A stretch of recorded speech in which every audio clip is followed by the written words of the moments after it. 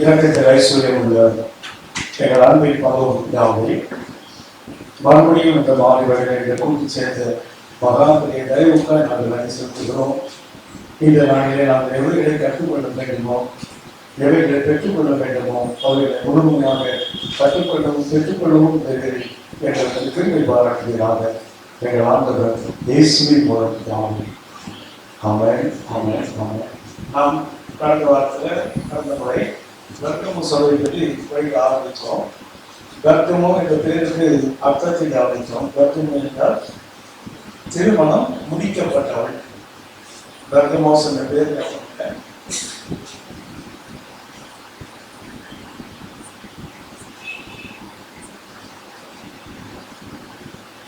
வர்க்கமோ என்ற பேருக்கு அர்த்தம் என்ன? திருமணம் முடிக்கப்பட்டவள். ஆக்சுவலா திருமணம் ஆனவள்.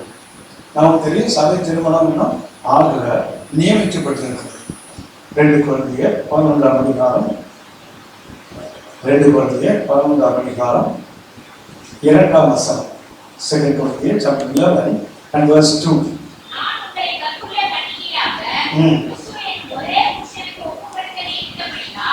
சபை என்பது இன்னும் திருமணம் ஆகல, அது மணவாளனுக்கு ஒப்பு கொடுக்கப்பட்ட ஒரு தனி. ஆனால் இந்த பெருக்கமோ என்ற சபைக்கு பேர் கருத்தம் என்ன? திருமணம் ஆனவள். ஏன் அப்படி ஆச்சு அப்படின்னா, மதமாக இருந்தது அல்லது ஒரு மார்க்கமாக இருந்தது. ஒரு காலகட்டத்தில் என்ன மாறிச்சுன்னா, மனவாட்டியாக, அதாவது தேவனுக்கு நியமிக்கப்பட்ட கன்னிகை என்ன பண்ணாங்க, உலக அரசாங்கங்களுக்கு தன்னை ஒப்பு கொடுத்து என்ன மாட்டாங்க, அரசாங்கத்துக்கு மனவாட்டியாக மாறிவிட்டாங்க. கன்னிகை தான் அந்த மனவாட்டியாக மாறிவிட்டாள். அதை குறிப்பது, சரியா குறிப்பது இந்த சபைதான், பெர்கமோ சபைதான். இந்த பெர்கமோவுக்கு நாம் முதல்ல கடந்த முறை கவனித்தோம். கர்த்தர் தன்னை எப்படி வெளிப்படுத்துகிறார்? இஸ் தி கவுன்சிலர், அது ஆலோசகர். கர்த்தர் முதல் தன்னை எப்படி சபைக்கு வெளிப்படுத்துகிறார்? தன்னை ஒரு ஆலோசகராக வெளிப்படுத்துகிறார். வெளிப்படுத்த விசேஷம் 2ஆம் அதிகாரம், வெளிப்படுத்த விசேஷம் 2ஆம் அதிகாரம் 12ஆம் வசனம். பெர்கமோ சபைக்கு எப்படி எழுத சொல்லுகிறார்? இருபுறமும் கருப்புள்ள பட்டயத்தை உடையவர் சொல்லுகிறதாவது அப்படின்னா, தேவன் இந்த சபைக்கு தான் எப்படி வெளிப்படுத்துகிறார்? இருபுறமும் கருப்புள்ள ஒரு பட்டயம். நாம் கடந்த முறை கவனித்தோம். அந்த இருபுறம் கருப்புள்ள பட்டயத்துக்கு விவேகம் இருக்கிறது.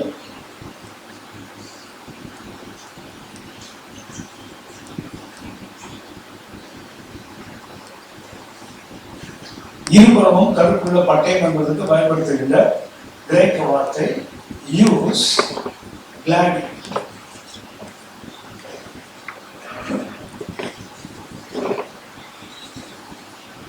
யூஸ் கிளாடி. சரியா? இதுக்கு அர்த்தம் இல்லை. இருபுறமும் கருப்புள்ள பட்டயம் என்பதற்கு குறிப்பிட்ட பயன்படுத்தும் வார்த்தை யூஸ் கிளாடி. யூஸ் கிளாடி என்பதற்கு அர்த்தம் என்ன? ரைட் ஆஃப் தி சோல், அதாவது பட்டயத்தை பயன்படுத்துவதற்கு அதிகாரம் உள்ளவர் என்ற அர்த்தம். இருபுறமும் கருப்புள்ள பட்டயம் என்பது அர்த்தம் என்ன? பட்டயத்தை பயன்படுத்துவதற்கு அதிகாரம் உள்ளவர் என்ற அர்த்தம். ஏனென்றால் ரோம அரசாங்கத்தை, அன்றைக்கு இருந்த உலகத்தை முழுவதும் ஆனது ரோமர்கள் தான். உலகத்தின் தலைநகரமே ரோம் தான் இருந்தது. ஆகவே ஆங்கில ஒரு பழமொழி இருக்கு, all the roads leads to Rome. எல்லா பாதை பாதை உலகம் முழுவதும் 6 பாதை ஹைவேஸ் போட்டுருக்காங்க. எல்லாமே எங்கேயுமே முடியும்னா ரோம் தான் முடியும். உலகத்தின் எந்த மூலையிலும் புறப்பட்டாலும் ஆண்டவருடைய கிருபை. ஏன்னா ஞாபகம் இருக்கும், அந்த பாபுலோன் ராஜா நேபுகாத்நேச்சாருக்கு ஒரு சிலை காட்டப்பட்டது. ஞாபகம் இருக்கா? ஆமா, காட்டப்பட்டது இல்லையா? அந்த சிலைக்கு தலை என்னவா இருந்தது? பொன்னாக இருந்தது. அந்த மார்பும் தோளும் இருந்தது வெள்ளியாக இருந்தது. வயிறும் தொடையும் வெண்கலமாக இருந்தது. கால்கள் இரும்பு, கால்களின் கீழே களிமண்ணும் இரும்பும் சேர்ந்தால் ஒரு ஆட்சி. அவருக்கு என்ன சொல்லப்பட்டது? இது வரப்போகிற ராஜ்யங்கள். அப்போ இருந்த ராஜ்யம் எது? பொன்மயமான தலை நீரே. அது யாரு? பாபிலோன். அடுத்ததுல 2 தோழர்கள் இருக்கு இல்லையா? ஒன்று மேதியர்கள், மற்றொன்று பர்ஷியர்கள். சரியா? அவங்க 2 ராஜ்யம். அதுக்கு அடுத்தது கிரேக்க சாம்ராஜ்யம். அதுக்கு அடுத்தது அலெக்சாண்டர் மூலமாக உருவாக்கப்பட்ட கிரேக்க சாம்ராஜ்யம். அதுக்கப்புறம் கால்கள் இருக்கு இல்லையா, கால்களுக்கு ரோம் வந்து ரெண்டாவது இருக்கும். ரோம் வந்து ரெண்டு பகுதியாக இருந்தது ரோமாட்சி. கால்களை பார்த்தீங்கன்னா ரிபாய்டு ரோமன் கிங்டம், பின்னாடி நாட்கள்ல அது நீர்வீழ்ச்சி பெறுகின்ற ரோம அரசாங்கம். இப்போ பார்த்தீங்கன்னா பொன், வெள்ளி, வெண்கலம், இரும்பு, களிமண் இருக்கு இல்லையா. சாலமோனுக்கு தாவீது ஆலயத்தை கட்டுவதற்கு அவனுக்கு ஆலோசனை கொடுக்கும் சொல்லாதீங்களா, பொண்ணுக்கும் வெள்ளிக்கும் வெண்கலத்துக்கும் இரும்புக்கும் கணக்கின்றி எழுந்து காரியத்தை நடத்தி. அப்படியான ஆலயம் கட்ட என்ன வேணும்? பொன் வேண்டும், வெள்ளி வேண்டும், வெண்கலம் வேண்டும், இரும்பு வேண்டும். சரியா? இந்த 4 இருந்தால் சாலமோனுக்கு ஆலயத்தை கட்டுவதற்காக தாவீது சொல்லி போயிட்டான். பின்னாடி நாட்கள் பார்த்தீங்கன்னா அந்த பாபிலோன் சாம்ராஜ்யம் போன என்ன பண்ணிச்சுன்னு சொன்னா, ஒரு தேசமாக இருந்த இஸ்ரவேலை 127 நாடுகளை செல்ல வச்சாங்க. அந்த பாபிலோன் ராஜா செய்ததுனால என்ன, ஒரு நாட்டில், ஒரு சின்ன நாட்டில், உலகத்தில் ஒரு சின்ன பகுதியில் இருந்தவங்க அவர்களே அடிமைகளாக்கி 3 முறை படையெடுத்து அவங்கள உலகம் எங்கும் சிதறடிக்கப்பட்டாங்க. அவங்க பொன் செய்ததுல சிதறடிக்கப்பட்டது. 2வது உங்களுக்கு தெரியும், 2 தோழர்கள் ஒன்று மேதியர்கள், மற்றொன்று பெர்ஷியர்கள். பெர்ஷியர்கள் மிக சிறந்த இருக்கிறோம் பிரதர்ஸ். ஆக்சுவலாக மேதோ பெர்ஷியர்கள் வந்து ஒரு சகோதர ராஜ்யம் தான். மேதியர்களுக்கு அப்புறம் பெர்ஷியர்கள் வந்தார்கள். பெர்ஷிய ராஜ்யத்தில் மிக சிறந்தவர் யாருன்னா கோரேஸ் ராஜா. அந்த கோரேஸ் ராஜா என்ன சட்டம் போட்டாங்கன்னா, நீங்க தேவாலயத்தை கட்டலாம் என்று சட்டம் போட்டவன் யாருன்னு சொன்னா இந்த வெள்ளி தான். வெண்கலங்களுக்கு தெரியும் கிரேக்க சாம்ராஜ்யம். அது என்ன கொடுத்தது? கிரேக்க மொழியை உலகத்துக்கு கொடுத்தது. அந்த மொழியில் தான் நமக்கு இன்றைக்கு குடியேற்பாடு முழுவதும் எழுதப்பட்டது. அப்படின்னா சத்தியம் எழுதுறதுக்கு யார் பயன்படுத்திருக்காங்க? கிரேக்கர்கள். அதுக்கப்புறம் அந்த ரோமர்கள் இருக்காது இல்லைங்களா, உலகம் முழுவதும் ரோட போட்டு வச்சான். பவுல் ஜாலியாக போயிட்டார். அதை போட்டு சுவிசேஷத்தை எடுத்து செல்வதற்கு எது பயன்படுத்தப்பட்டது? அந்த ரோமர்கள் தான் பயன்படுத்தாங்க. அப்படின்னா நீங்கள் நானும் இதை மிக எளிமையாக கற்றுக்கொள்ள வேண்டும். உலகம் எங்கும் ஒரு ரோம சாம்ராஜ்யத்தை கர்த்தர் அனுமதித்தார் என்றால் அதுக்கு காரணம் என்ன அப்படின்னு சொன்னா, இவன் என்ன செய்வான்? உலகம் முழுவதும் சாலைகளை போடுவான். பின்னாடி ஊழியம் செய்கிறவர்களுக்கு எதிராகவும் லெகுவாக இருக்கும்.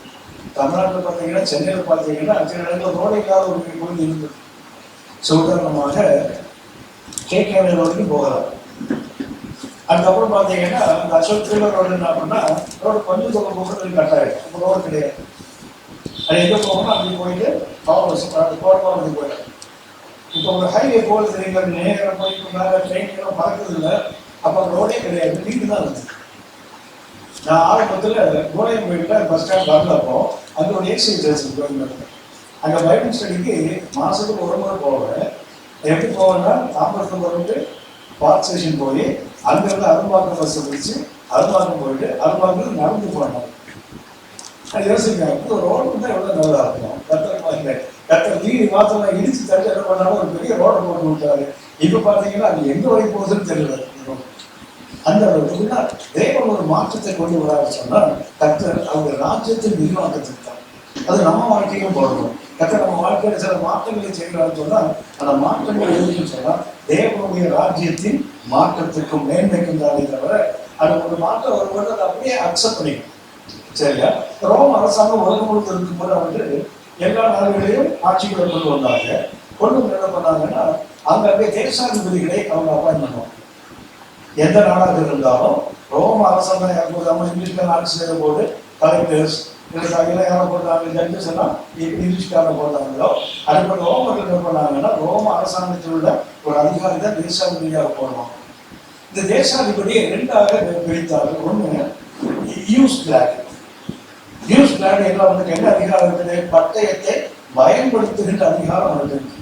ரோமர் 13ஆம் அதிகாரம், ரோமர் 13ஆம் அதிகாரம் 4ஆம் வசனத்தை வாசிக்கிறோம். ரோமர் 13:4. உனக்கு நன்மை உண்டாகும் பொருட்டு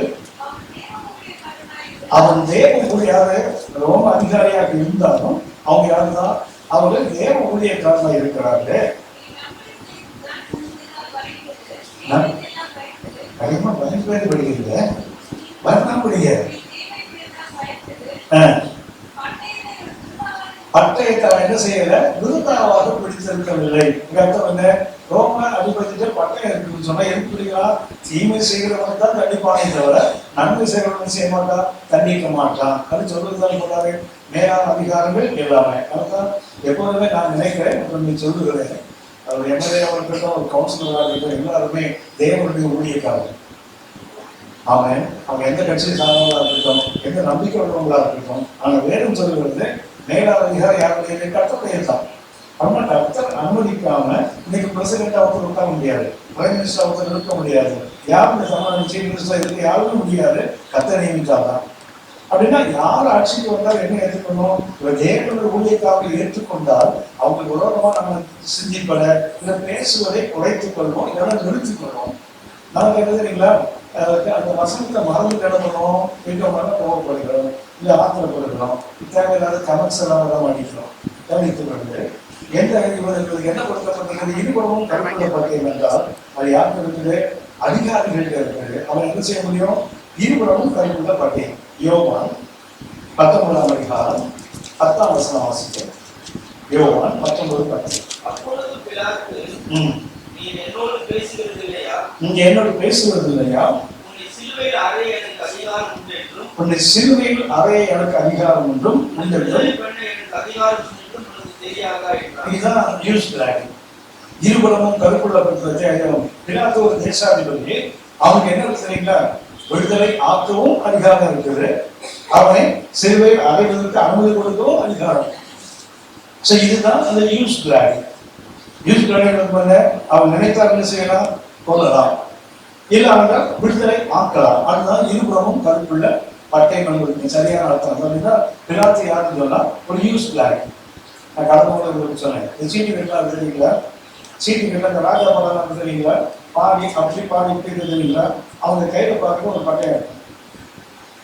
ராஜா கையில பாத்தீங்கன்னா ஒரு சோழத்தை தெரியுங்களா? அதுதான் நியூஸ் பிளாக்.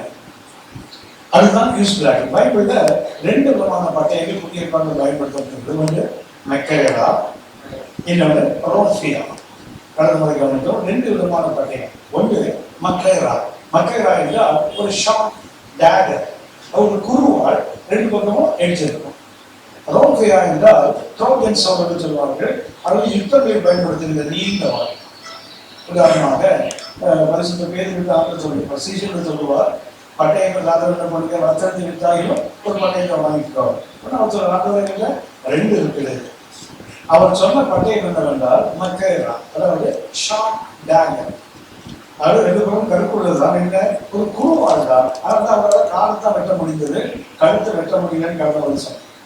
ஏன் ஒரு கால் வெட்டினார்? இருந்த வாழ் என்ன வாழ்தான்? குருவாள் தான். அதை வச்சு கழுத்தை வெட்ட முடிஞ்சாலும் தூரத்தில் நின்று வீசினால்தான் வெட்ட முடியும். அதுக்கு என்ன வேண்டும்? ரோஃபியா வேண்டும். என்ன ஒரு விசேஷம் அப்படின்னா, கர்த்தர் இப்போது அந்த பட்டயத்தை யாருக்கு காட்டுகிறார்? இந்த பெர்கமு சபைக்கு காட்டுகிறார். இது யாரு? கன்னிகையாக இருக்க வேண்டியவள், கிறிஸ்துவின் வருகைக்கு தன்னை ஆயத்தப்படுத்தி காத்திருக்க வேண்டியவள். இது என்னவா இருக்க?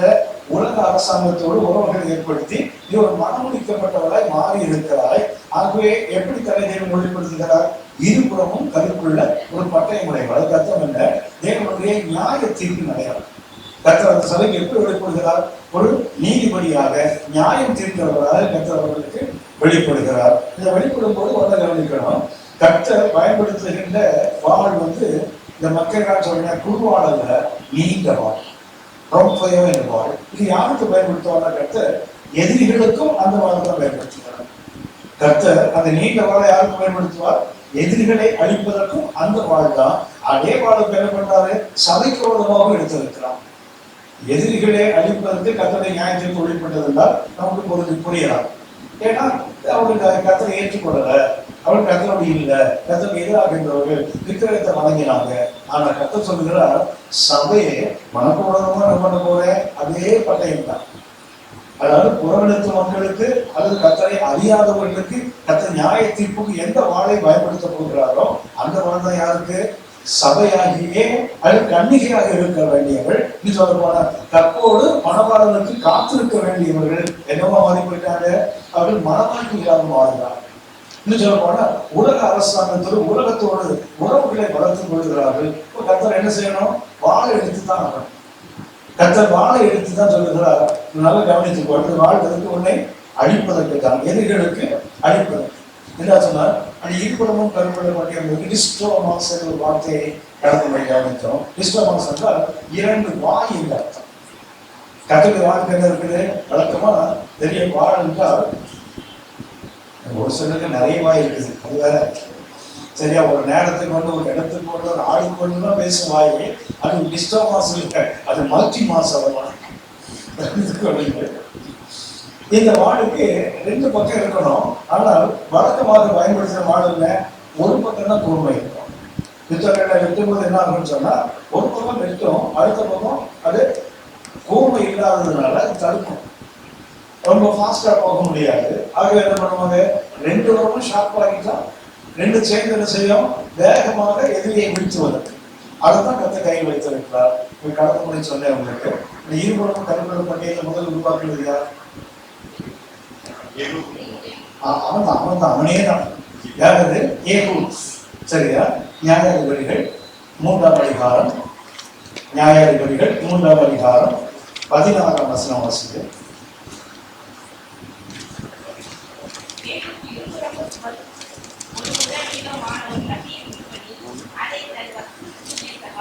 அம்மா இப்படிதான் வாசிக்கிறீங்களா?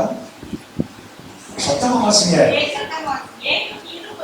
ஏகோ இருபுறமும் கருக்கும் ஒரு முழ நீளமுமான ஒரு கத்தி என்ன பண்றா?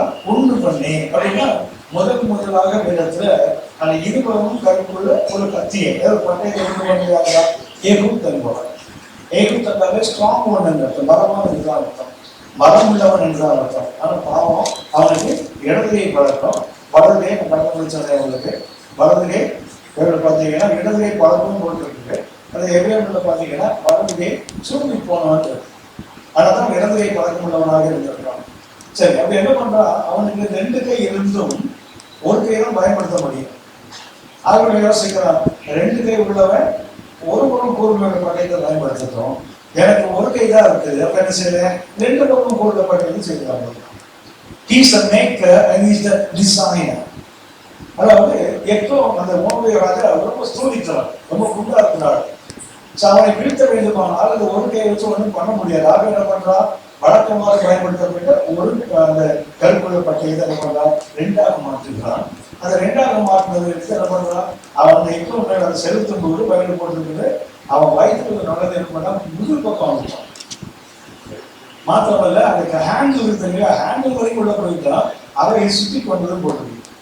அப்படின்னா அது ரெண்டு நிருபமும் கருப்படை செய்த காரணம் என்ன? எதிரியை எளிதியாக வீழ்த்து வளர்த்துத்தான். இப்ப என்ன வருத்தம்னா கற்ற அந்த பட்டையத்தை கையில் வச்சிருக்காரு. யார் போடுறதுனால எப்போ கொடுத்தனா பரவாயில்லப்பா எங்களையுமா? அப்படியா அந்த சபைக்கு கட்டத்தை வெளிப்படுத்தும் போது பண்றாரு, நாம் யாரு? இருபுறமும் கருப்புள்ள பட்டயம். பிசாசு ஒரு பட்டயம் இருக்குது, அது ஒரு புறம் கருப்புள்ள பட்டயம் தான். அது என்ன பண்ணும்? சரீரத்தை மாத்திரம் சொல்ல முடியாதாக மத்தேயு 10ஆம் அதிகாரம் 28ஆம் வசனம் வாசிக்க.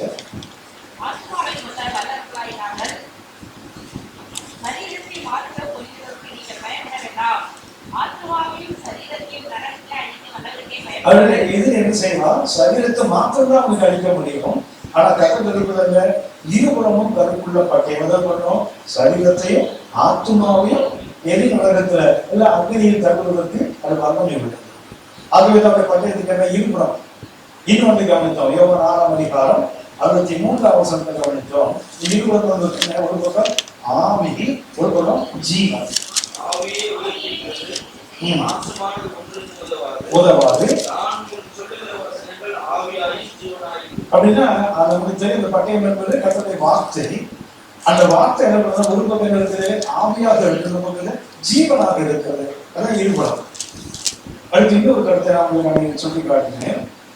எபிரேயர் 4ஆம் அதிகாரம் 12ஆம் வசனம். எபிரேயர் 4ஆம் அதிகாரம் 12ஆம் வசனம். தேவனுடைய வார்த்தையானது இருபுறமும் கருப்புள்ள எந்த பட்டயத்தை விட கூர்மையானது. நம்ம வழக்கமாக பண்ணுவோம், வாழை வார்த்தையை வாழுக்கு ஒப்புறீங்களா? எபிரேயர் 4:12 பயன்படுத்தி என்ன செய்வோம்? கத்துக்க வாழுங்க. இருபுறமும் கருப்புள்ள பட்டயம் இல்ல, பட்டயத்தை விட கூர்மையானது. வழக்கமா நம்ம அப்படியே பயன்படுத்தி பழகிட்டோம். கதை வார்த்தை என்ன? இருவரும் கருப்புள்ள பட்டயம் இல்ல. ஏன்னா வசனம் திரும்ப வாசிக்கமா. தேவனுடைய வார்த்தையானது அதுக்கு என்ன இருக்குது? இரண்டு பக்கம் இருக்குது. ஒன்று ஜீவன், மற்றொரு பக்கம் வல்லமை. ஒரு பக்கத்துக்கு life and another side is power. ஜீவனும் இருக்குது, வல்லமை இருக்குது. முதல்ல பார்த்தோம் ஆவி இருக்குது, ஜீவன் இருக்குது. இங்க என்ன இருக்குது? ஜீவனும் இருக்கிறது, வல்லமையும் இருக்குது. இது பட்டயம் அல்ல. வாசிக்கமா. தேவனுடைய வார்த்தையானது ஜீவனும் வல்லமை உள்ளதாயும் இருபுறமும் கருப்புள்ள எந்த பட்டயம் பயன்படுத்துற வார்த்தை பக்கையா, அதாவது குருவாய். அந்த குருவாய் தான் அந்த பட்டயத்தை காட்டிலும் கருக்கானதாயும். அது பாத்தீங்கன்னா அது ரெண்டா ஒரு ஜோடி நிறைய இருக்கும். ஒண்ணு ஜீவன் வல்லமை, அடுத்தது என்ன? ஆத்மாவையும் ஆவியை ஆத்மாவையும் இருக்குது. அடுத்தது கருக்கடை ஊன என்ன செய்யுது? பிரிக்கிறது. இருதயத்தின் நினைவுகளை மாத்திரமல்ல, அது எப்படி தோன்றுதோ அந்த ஆரிஜினேஷன் அது வரைக்கும் அப்படின்னா 4 ஜோடி இருப்பாங்க. ஒன்று என்ன? ஜீவன் வல்லமை, அடுத்தது ஆவி ஆத்மா. உங்களுக்கு தெரியும் நினைக்கிறேன். இன்னைக்கு வரைக்கும் அநேகருக்கு குழப்பம். ஆவியும் ஆத்மாவும் ஒண்ணுதான் சொல்லிட்டு.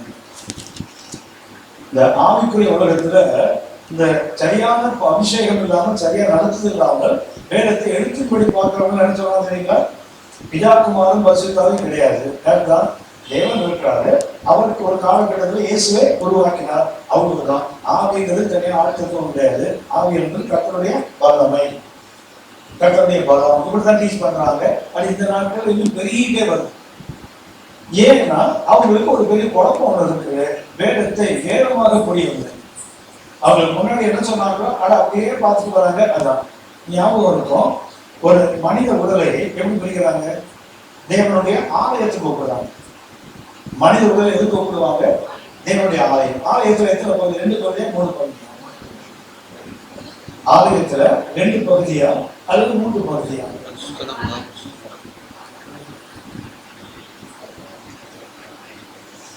இப்ப ஆலயம் 2 பகுதியா 3 பகுதியா?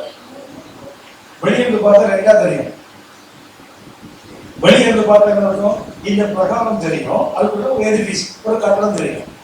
இப்ப நம்ம சர்ச் போறோம், போனா காம்பவுண்ட் வால் இருக்குது, உள்ள சபை இருந்தால் என்ன பண்ணுவோம்? 2ஆ தெரியுது இல்லையா? ஆனா உள்ள நுழைஞ்சாலும் உள்ள 2 இருக்கு.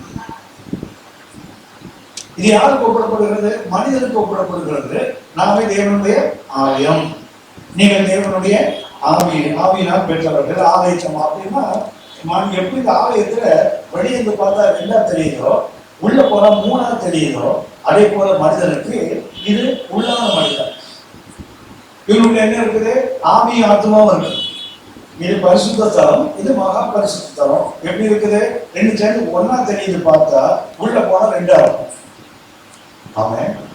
அதே போலதான் மனிதனை எப்படி தெரிவித்தோமோ, மனிதனை கர்த்தர் எப்படி படைத்தா?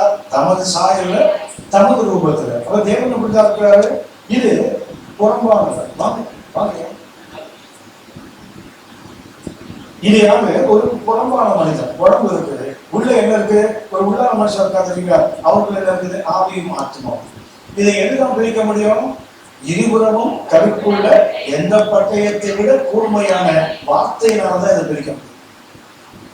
வெளியிருந்து பார்த்தா என்ன செய்யாது? 2ஆ தான் தெரியும். இது ஒண்ணு, இது ஒண்ணு. ஆனா உள்ள போனாதான் கொஞ்சம் ஞாபகம் இருக்கும். இந்த ரகசியம் பைபிள் ஒன்று தெரியுங்களா? பைபிள் ரகசியம் சொல்லுவாங்க தெரியல. அதுக்காக எபேசியர் 3ஆம் அதிகாரம் 3ஆம் வசனம் வாசிங்க. அது என்ன வேணும்? உடன் சொல்வதுமாய் ஒரே சரீரத்துக்கு உள்ளானவர்களுமாய் கிறிஸ்துவுக்குள் அவர் பண்ணின வாக்குத்தத்தத்துடன் பங்காளிகளுமாய் இருக்கிற இந்த ரகசியத்தை, இந்த ரகசியம் போடுறதுல ரகசியம் அல்ல, மர்மம். அது ரகசியம் என்றால் உங்களுக்கு தெரியும், சீக்ரெட். ஆனா அங்கே இருக்கிற வார்த்தை மிஸ்ட்ரி, மர்மம். ஒரு வார்த்தை சீக்ரெட்.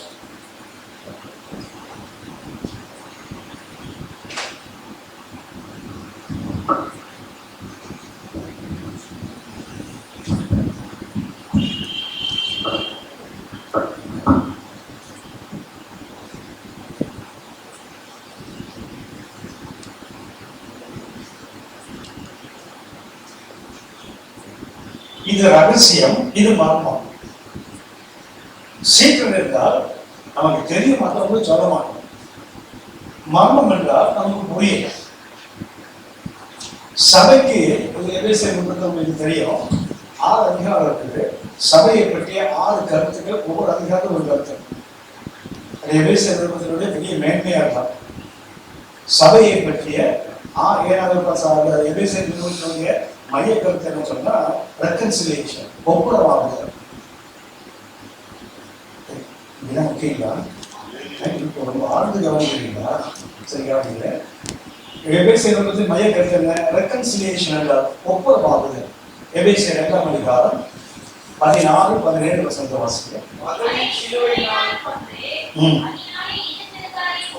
பகையை சிலுவையினால் கொண்டு அதனாலே என்ன எழுதுறதால், ஒரு பக்கத்துல யூதன், ஒரு பக்கத்துல கிரேக்கர்கள், புறநடத்து மக்கள். அன்றைக்கு இந்த உலகத்தை 2ஆம் பிரிச்சாங்க. ஒன்று என்ன? தேவனுடைய ஜனங்கள், மற்றொரு தேவனற்றவர்கள். அதாவது 2ஆம் அதிகாரம் 12ஆம் வசனம் பார்த்தீங்கன்னா இந்த வித்தியாசம் உங்களுக்கு புரியும். அப்படின்னா தேவனுடைய சபை ஒன்று இருக்குது. அதுல பாத்தீங்கன்னா 2 கூட்டம் இருக்கு. ஒருத்தனையாக யூதன், இன்னொருத்தர் கிரேக்கன். ஆனா என்ன அப்படின்னா, என்னதான் ரட்சிக்கப்பட்டு சபைக்குள்ள வந்தாலும் அந்த யூதனுடைய புத்தியும் போகாது, கிரேக்கருடைய புத்தியும் போகாது. ஆசிட் அப்படியே உட்காந்துருப்பான். ஆலயத்துக்குள்ள வந்துட்டோம், ஒரே ரத்தத்தால உதவப்பட்டோம், ஒரே ரத்தத்தால பிறந்தோம், இந்த கதைலாம் சொல்றமே தவிர உள்ள வந்தா என்ன தெரியுங்களா, என்ன இருந்தாலும் அந்த தோலை மாத்திரம் இன்னும் உரிக்கல. எப்படிதான் இருக்கிறோம்? அந்த கடைகளை பார்த்தீங்கன்னா இந்த விடுதலை இருக்காங்க, ஒரு ஆட்டை உரிச்சா என்ன பண்ணுவாங்க, தோலெல்லாம் எடுத்துருவாங்க, வால் இருக்கு பாருங்க. இருக்கிறது இது வெள்ளாடுதான், செம்மறியாடுதான், காட்டுக்கு வச்சுட்டாங்கல்ல. அதே மாதிரி சபைக்குள்ள வந்து என்னதான் உரிச்சாலும் தெரியும், அந்த வாழை மாத்திரம் ஒட்டிட்டாங்க, அது போக மாட்டேன். பிரதங்க ஒரு கத்தி இருக்குது, ஷார்ப்பா ஒட்டிடுவாங்க, அவ்வளவுதான். சபைகள் அப்படி ஒரு கத்தி இருந்தா நல்லா இருக்கும். அந்த வாழெல்லாம் வெட்டுறதுக்கு ஒரு கத்தி இருந்தா நல்லா இருக்கும். சபைக்குள்ள வந்துட்டாங்க, சபை பெருகிறது. வாசிக்கலாம். அப்போஸ்தலர் 6ஆம் அதிகாரம் 1ஆம் வசனம் வாசிங்க. அப்போஸ்தலர் 6ஆம் அதிகாரம் 1ஆம் வசனம். அந்நாட்களிலே சீஷர்கள் பெருகின போது, கவனிங்க, சீஷர்கள் பெருகினால் என்ன ஆயிருக்கணும்? சீஷர் போட்டு அண்ணாவிலே சீஷர்கள் பெருகின போது என்ன ஆயிருக்கணும்? திரும்ப பெருகி இருக்கணும். அவன் அநேகம் திருநாள் திரும்ப என்ன செய்யும்? பெருகும் தானே போட்டிருக்குது. அநேக சீஷர் வந்து அவங்க என்ன இருக்கணும்? திரும்ப பெருகணும். ஆனா அன்னைக்கே பாருங்க, மொழி அடிப்படையில் பிரச்சனை வந்துட்டு பாருங்க. எபிரேய விதவைகள், கிரேக்க விதவைகள், அன்றாட விசாரிப்புல பிரச்சனை வருது. அப்படின்னா 1ஆம் நூற்றாண்டுல ஆவியானவர் நேரடியாக இறங்கி சபைகளை ஆளுகை செய்த அந்த காலத்திலிருந்து இன்றைக்கு வருகைக்கு ஆயத்தமாக இந்த காலம் வரைக்கும் பாத்தீங்கன்னா, அந்த என்னதான் உள்ள வந்தாலும் சரிதான், அந்த இனம், அந்த ஜனம் சும்மா சங்கீதம் 45, 10, 11 சும்மா சாமாரியா இருக்கும். ராஜகுமாரத்தையே கே செவிசாரத்தை சிந்தித்துக்கொள், தகப்பன் குறித்தையும் இனத்தையும் மறந்துவிடு, அப்போது ராஜாவின் நாடுகளே. இதெல்லாம் நமக்கு அலங்காரமா பேசுறதுக்கு தான் உதவுதே தவிர ஆவிக்குரிய உலகத்துல ஒன்றும் செயல்படாது. இதெல்லாம் எதுக்கு? பேச நல்லா இருந்து கேட்கறது அலங்கார மேடை பேச்சுகளுக்கு அவசியமா இருக்கு தவிர என்ன ஆகல, அது உரிக்கப்படவும் இல்லை, மாற்றப்படவும் இல்லை. உள்ள வந்தாங்களே தவிர என்ன செய்யறவர்கள் மாற்றப்படவில்லை. அது ரொம்ப துக்கத்துக்குரிய விஷயம். அப்படின்னா மர்மம் என்பது என்ன? சபைக்குள்ள 2 பேர் இருக்கிறான். 2:16 வாசியம் அவருக்கு.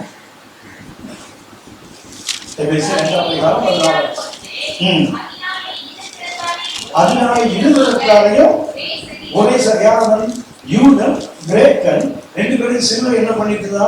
ஒரே சரீரமாக்கிட்டு. அப்படி எப்படி ஒரே சரீரத்தை வித்தியாசம் ஆக முடியும்?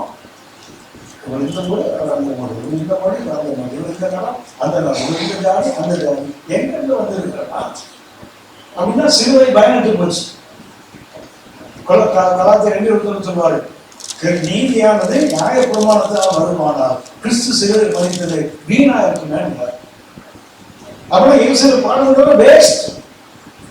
சிலுவையினால் என்ன பண்ணாங்க? இருக்கிறதாலே ஒன்றாக்க நம்ம என்ன ஒண்ணாச்சு? யாருலையே ஆக்க முடியலையே. இது ரொம்ப வருத்தத்துக்குரியது. அவங்க என்ன பண்றாங்க? அந்த எபேசியர்களுக்கு மைய கருத்துங்க ஒப்புரவாக்குதல் தான். சிலுவையினாலே பகையை கொண்டு அதனால் இருதயத்தாலேயும் ஒரு சரீரமாக்கி யாருக்கு ஒப்புரவாக்குறார்? தேவனுக்கு ஒப்புரவாக்குகிறார். அதாவது தேவனுக்கும் மனிதனுக்கும் பகை. அடுத்தது மனிதனுக்கும் பகை. என்மிச்சு எல்லாருக்கும் பகை எங்க இருக்குது? மனிதனுக்கும் வித்தியாசம். அடுத்தது மனிதனுக்கும் தேவனுக்கும் வித்தியாசம். பண்ணாரு சிறுவையினால மனிதனையும் ஒன்றாக இணைத்தார். அப்புறம் இணைக்கப்பட்ட மனுஷன் என்ன பண்ணாரு? தேவனுக்கு இணைக்கிறார். அதான் எபேசியர் நிருபத்தில் மையக்கருத்து. ரெகன்சிலியேஷன் சொல்றேன், ஒப்புரவாக்குதல். இந்த ஒப்புரவாக்குதல்ல அந்த 6 அதிகாரத்திலையும் சபையை பற்றி 6 கருத்துக்கள் போடுறாங்க தெரியுங்களா? அது ஒரு கருத்து தெரியுங்களா? It's a mystery. சபை என்பது என்ன? ஒரு மர்மம்.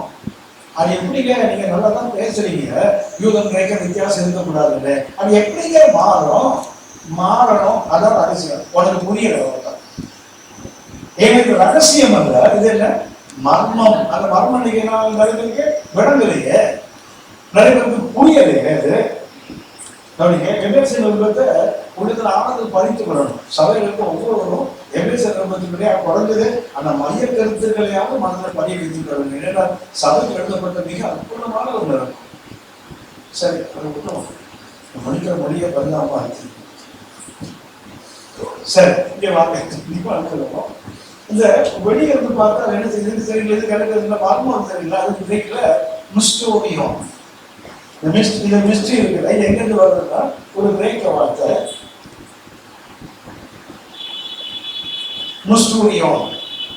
முஸ்டோரியம் என்றால் வெளியே இருக்கிறவனுக்கு புரியாது, உள்ளவனுக்கு புரியும் அர்த்தம். ரகசிய மர்மம் இருக்குது. What is mystery? What is prophecy? தீர்க்க தரிசனம் என்றால் என்ன? டிரான்ஸ்லேஷன் கேட்டனா தீர்க்க தரிசனம் என்றால் என்ன? History written in advance. தீர்க்க தரிசனம் வரலாறு எப்ப எழுதுவாங்க? நடந்து முடிஞ்சவர்கள் வரலாறு. இது அப்படி இல்லை. History written in advance. காலத்துக்கு முன்னாடியே எழுதுவாங்க. இது யாருக்கு புரியும்? வெளியே இருக்கிறவனுக்கு புரியாது, உள்ளவனுக்கு தான் புரியும். அதே போல வசனத்தினால என்ன செய்ய முடியும்? இந்த ஆவி, இது ஆத்மா. ரொம்ப எளிமை. இங்க என்ன வெளிச்சம்னா சூரிய வெளிச்சம். என்ன வெளிச்சம் இருக்கும்? முதல் வெளிச்சம் தான் வரும், சூரிய வெளிச்சம். இதுக்குள்ள போனா புத்தருக்கு வெளிச்சம் தான். இதுக்குள்ள போனா கர்த்தரே வெளிச்சம். உள்ள இருண்டா இருக்கும், காரியங்கள் வாசம் பண்ணுகிறது. எப்படின்னா இது எங்க இயற்கையாக ஒரு மனிதனுக்கு வருகின்ற ஞானம், அறிவு. இது எங்க விளக்கேற்றுவது. சொல்ல போனா படிப்பது, கேட்பது, அனுபவத்துல வந்ததுதான் இது என்ன கர்த்தரே கொடுப்பது. அப்ப இந்த ரெண்டும் சேர்த்து எடுத்து பாருங்களேன். இது யாருக்கு தெரியும்? வெளியே இருந்து பார்க்கும்போது 2ஆவது தெரியும், உள்ள வந்தா அது 3ஆவது தெரியுங்க. இது என்ன பிரிக்க முடியும்? ஆவி ஆத்மா தனித்தனியானது. ஒரு பெரிய ஒரு ரொம்ப நேரம் வேலைப்பாடம் இருக்கணும். ஆவி ஆத்மாவோட வித்தியாசம். ஆனா வசனத்தின் வழியாக மாத்திரம் தான் இதை பிரிக்க முடியும். இதெல்லாம் பிரிக்க முடியாது. ஒரு ஞாபகம் இருக்கும். கர்த்தர் மனிதனிலிருந்து மனிதனை உருவாக்கி ஆகியவங்க 2ஆம் அதிகாரம் 7ஆம் வசனம் வாசிக்கும். ஆதியாகமம் 2:7. தேவனாய் கர்த்தர் மனுஷனை பூமியை மென்மையான மண்ணினாலே உருவாக்கி ஜீவ சுவாசம் என்பது தமிழ்ல. ஆனா எப்படி ஜீவ சுவாசங்களை ஊதினால் மனுஷன் ஆகினா ஜீவ ஆத்மா ஆனார். என்ன எதை விட்டாரு? ஆவியை விட்டாரு. முதல் ஆதாம் கர்த்தர் சுவாமி உண்டு போது என்ன பண்றது? 2 உள்ள வருது. ஆவியும் இருக்கிறது, ஆத்மாவும் வருது. இப்ப என்ன பண்றது இல்லைங்களா? He selected his soul. 1 Corinthians 15ஆம் அதிகாரம் 45ஆம் வசனம் வாசிங்க.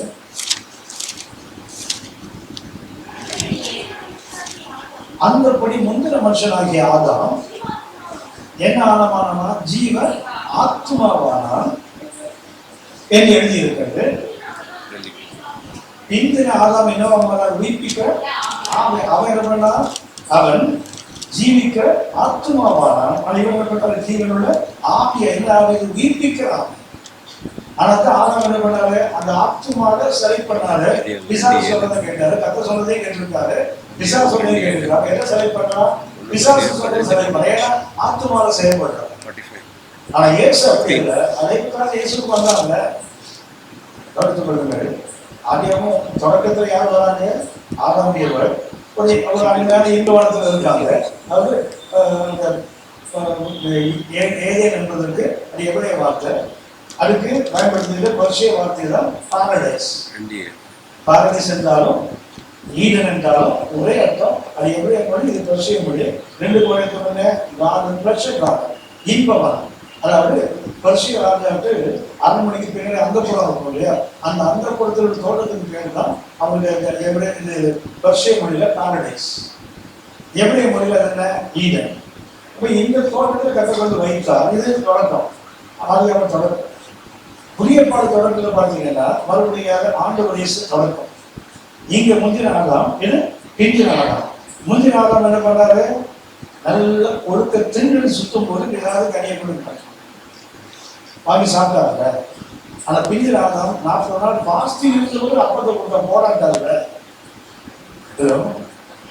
புரியுதா? அவன் என்ன பண்ணான்னா, அவன் நல்லா சாப்பிட்டு இருக்கான், அவனுக்கு எந்த பசியும் இல்லை. அவனுக்கு ரெண்டு அவரும் கூட இருக்கிறாங்க, ஒரு அம்மா இருக்கிறாங்க.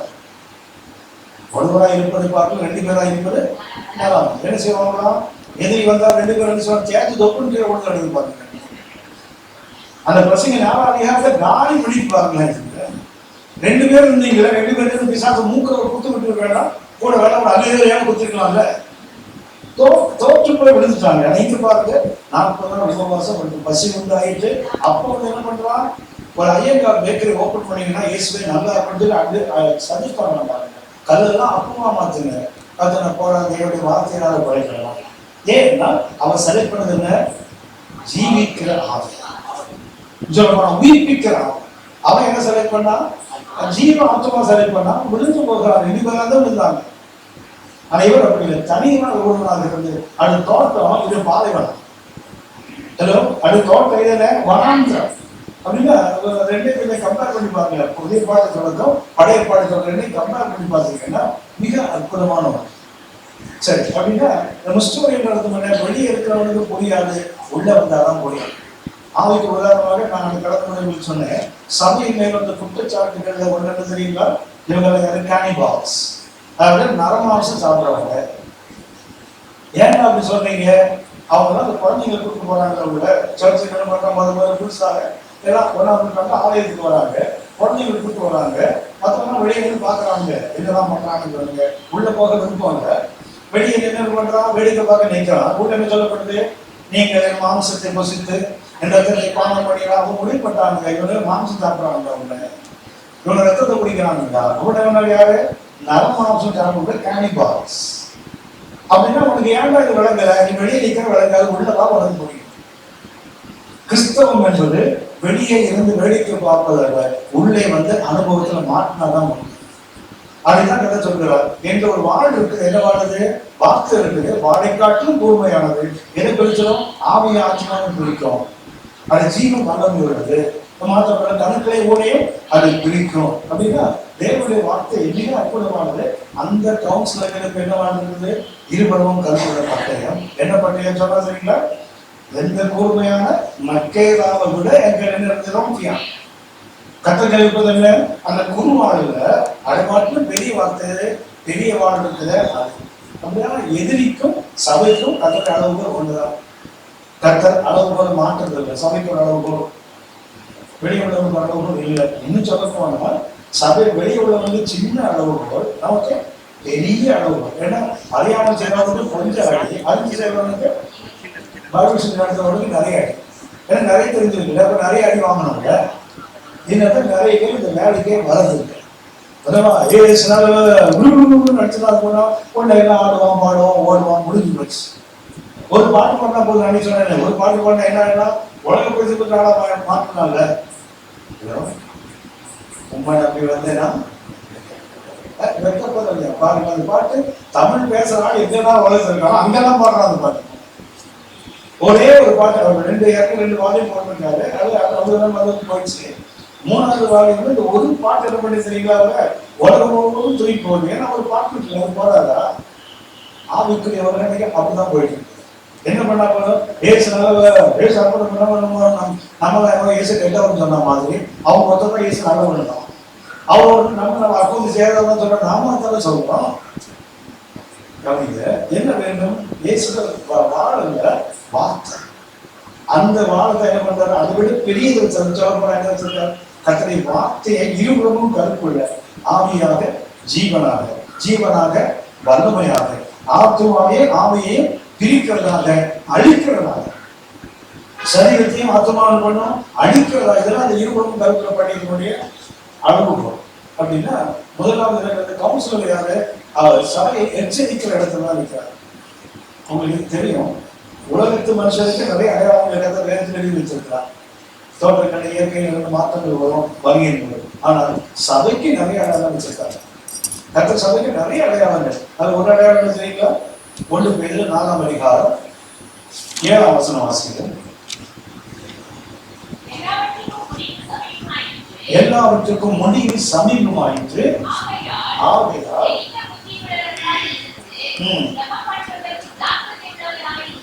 இந்த காலம் சமீபமாயிட்டு சபை அடையாளம் தெரியுங்களா? ஜெப கூட்டம்னா 3 பேர் வருவான். அது ஒருத்தர் பாஸ்டர், ஒரு பாஸ்டர்மா, அதுக்கப்புறம் குழந்தைங்க இருந்தா குழந்தை, இல்லைன்னா பாஸ்டருக்காக வந்து சபைக்கு வர்றீங்களா, அது ஒரு ஏமாளிக்கு உட்காந்துருப்பான் 3 பேர். கொஞ்சம் யோசிச்சு பாருங்க. சபை இன்னைக்கு தீர்க்கதரிசன ஊழியக்காரர் வரான்னு சொல்லி பாருங்க, ஊரே திறந்து வந்து உட்காந்து மக்கள் சபையெல்லாம் காலி பண்ணி வந்து உட்காந்துருப்பான். ஆனா நீங்க கவனம் பண்றாங்க, இன்னைக்கு நேசத்துக்காக கவனம் பண்ணுவோம், நம்ம சபைக்காக கவனம் பண்ணுவோம் அப்படின்னா 3 பேர் வரமாட்டான் சார். ஏன் இது அப்படின்னா வருகையின் அடையாளத்துக்கு வார்த்தை பூமியை பார்க்காதீங்க, நம்ம பாருங்க. என் ஜப வாழ்க்கை எப்படி கொண்டு யோசிச்சு பாருங்க. ஆண்டவர் கிட்ட இருக்காருன்னு நம்முடைய ஜப வாழ்க்கை இன்னைக்கு எப்படி இருக்குதோ அது எது அடையாளம்னு சொன்னா கர்த்தருடைய வருகை ரொம்ப சமீபம். ரொம்ப அற்புதமான வசனம். எல்லாருக்கும் கூடிய சமீபமாற்றல் அறிந்து என்ன செய்யணுமா? ஜாக்கிரதை உள்ளவரா ஜெபம் பண்ணுவதற்கு ஜாக்கிரதை இல்லை என்றால் ஜெபிக்க முடியாது. வருகையின் அடையாளத்துக்கு ரொம்ப கிட்ட இருக்குது ஜெப குறை. ரட்சிக்கப்பட்ட காலத்துல நல்ல ஜெபம் பண்ணவங்க கூட நீ காணாம போயிட்டாங்க. ரட்சிக்கப்பட்ட போது சபைன்னா அந்த படிக்கடைன்னு சொல்லுவாங்க இல்லைங்களா, அப்படியே வந்து சபையில விட்டுறவனா கூட நீ பார்த்தீங்கன்னா ஞாயிற்றுக்கிழமை சபைக்கு வருது ஏதோ ஏசானது புண்ணியம் பண்ற மாதிரி வந்து போயிட்டு இருக்கலாம். ஆனா இவங்க ஞாயிற்றுக்கிழமை வரணும் ஏசானது படைக்க மாட்டார்ல. ஒரு காலம் ஞாயிற்றுக்கிழமை இன்னும் சில தங்கமான விசுவாசம் இருக்கிறார், அந்த கம்யூனிட்டி சர்வீஸ் மாத்திரம் வரும். அது முழுசா வர மாட்டான். 8 மணி சேர்ந்து ஒரு 9:30 காலத்துக்கு வந்து ஏன்னா எப்படி கடைசியில தான் கம்யூனியன் கொடுப்பாங்க. அப்போ போய் என்ன செய்ய போடும்? மூக்கு நீட் தான் போடும். ஹலோ, பரலோகத்துக்கு மூக்கும் போகாது, நாக்கும் போகாது, ஆளும் போக முடியாது. அப்படின்னா உலகத்தை தேடாத அடையாளத்தை சபையில தேடுங்க. எனக்குள்ள நமக்குள்ள நம்ம ஒருத்தர் தேடணும். நான் எப்படி இருக்கிறேன்? கர்த்தர் தன்னுடைய பட்டயத்தோடு சபைக்கு காத்திருக்கிறார். எனவே எதிரிகளுக்கு எந்த பட்டயமோ அந்த பட்டயம் தான் சபைக்கு. இது ஒருபோதும் மாறாது. 2ஆவதாக கர்த்தருடைய 2வது 13ஆம் வசனம் வாசிங்க. வெளிப்பாடு 2:13.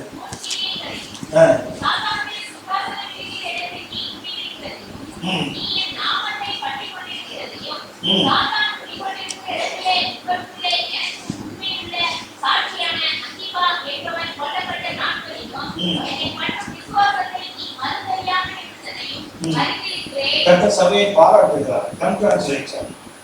கர்த்தர் சபையை பாராட்டுகிறார். பாராட்டுறதுக்கு முதல்ல சொல்லுங்க அவருடைய கிரியைகள், ஒர்க்ஸ். முதல்ல கிரியைகள் ஞாபகம் இருக்கும். இதுக்கு பயன்படுத்தப்பட்ட கிரேக்க வார்த்தை ஏப்போ. வெளிப்பாடு 2ஆம் அதிகாரம் 13ஆம் வசனத்துல கர்த்தர் சபையை பாராட்டுவதற்கு முதல் காரணத்துக்கு கிரியைகள் தான். அந்த ஒர்க்ஸ் கிரியை இல்லாத சபைகள் செத்து போன சபைகள் தான். கிரியை இல்லாத சபைகள், செயலற்ற சபைகள் எல்லாம் செத்து போன சபைகள் தான். அது கர்த்தருடைய தெளிவான சத்தியம். வெளிப்பாடு 3ஆம் அதிகாரம் 1-2 வசனத்தை வாசிங்க. தர்ம சபை தொடர்ந்து எழுதுவது என்றால் சொல்லுவதாவது என்ன இன்னைக்கு சபைக்கு பேர் என்ன பேரு? உயிர் உள்ளவன் பேரா?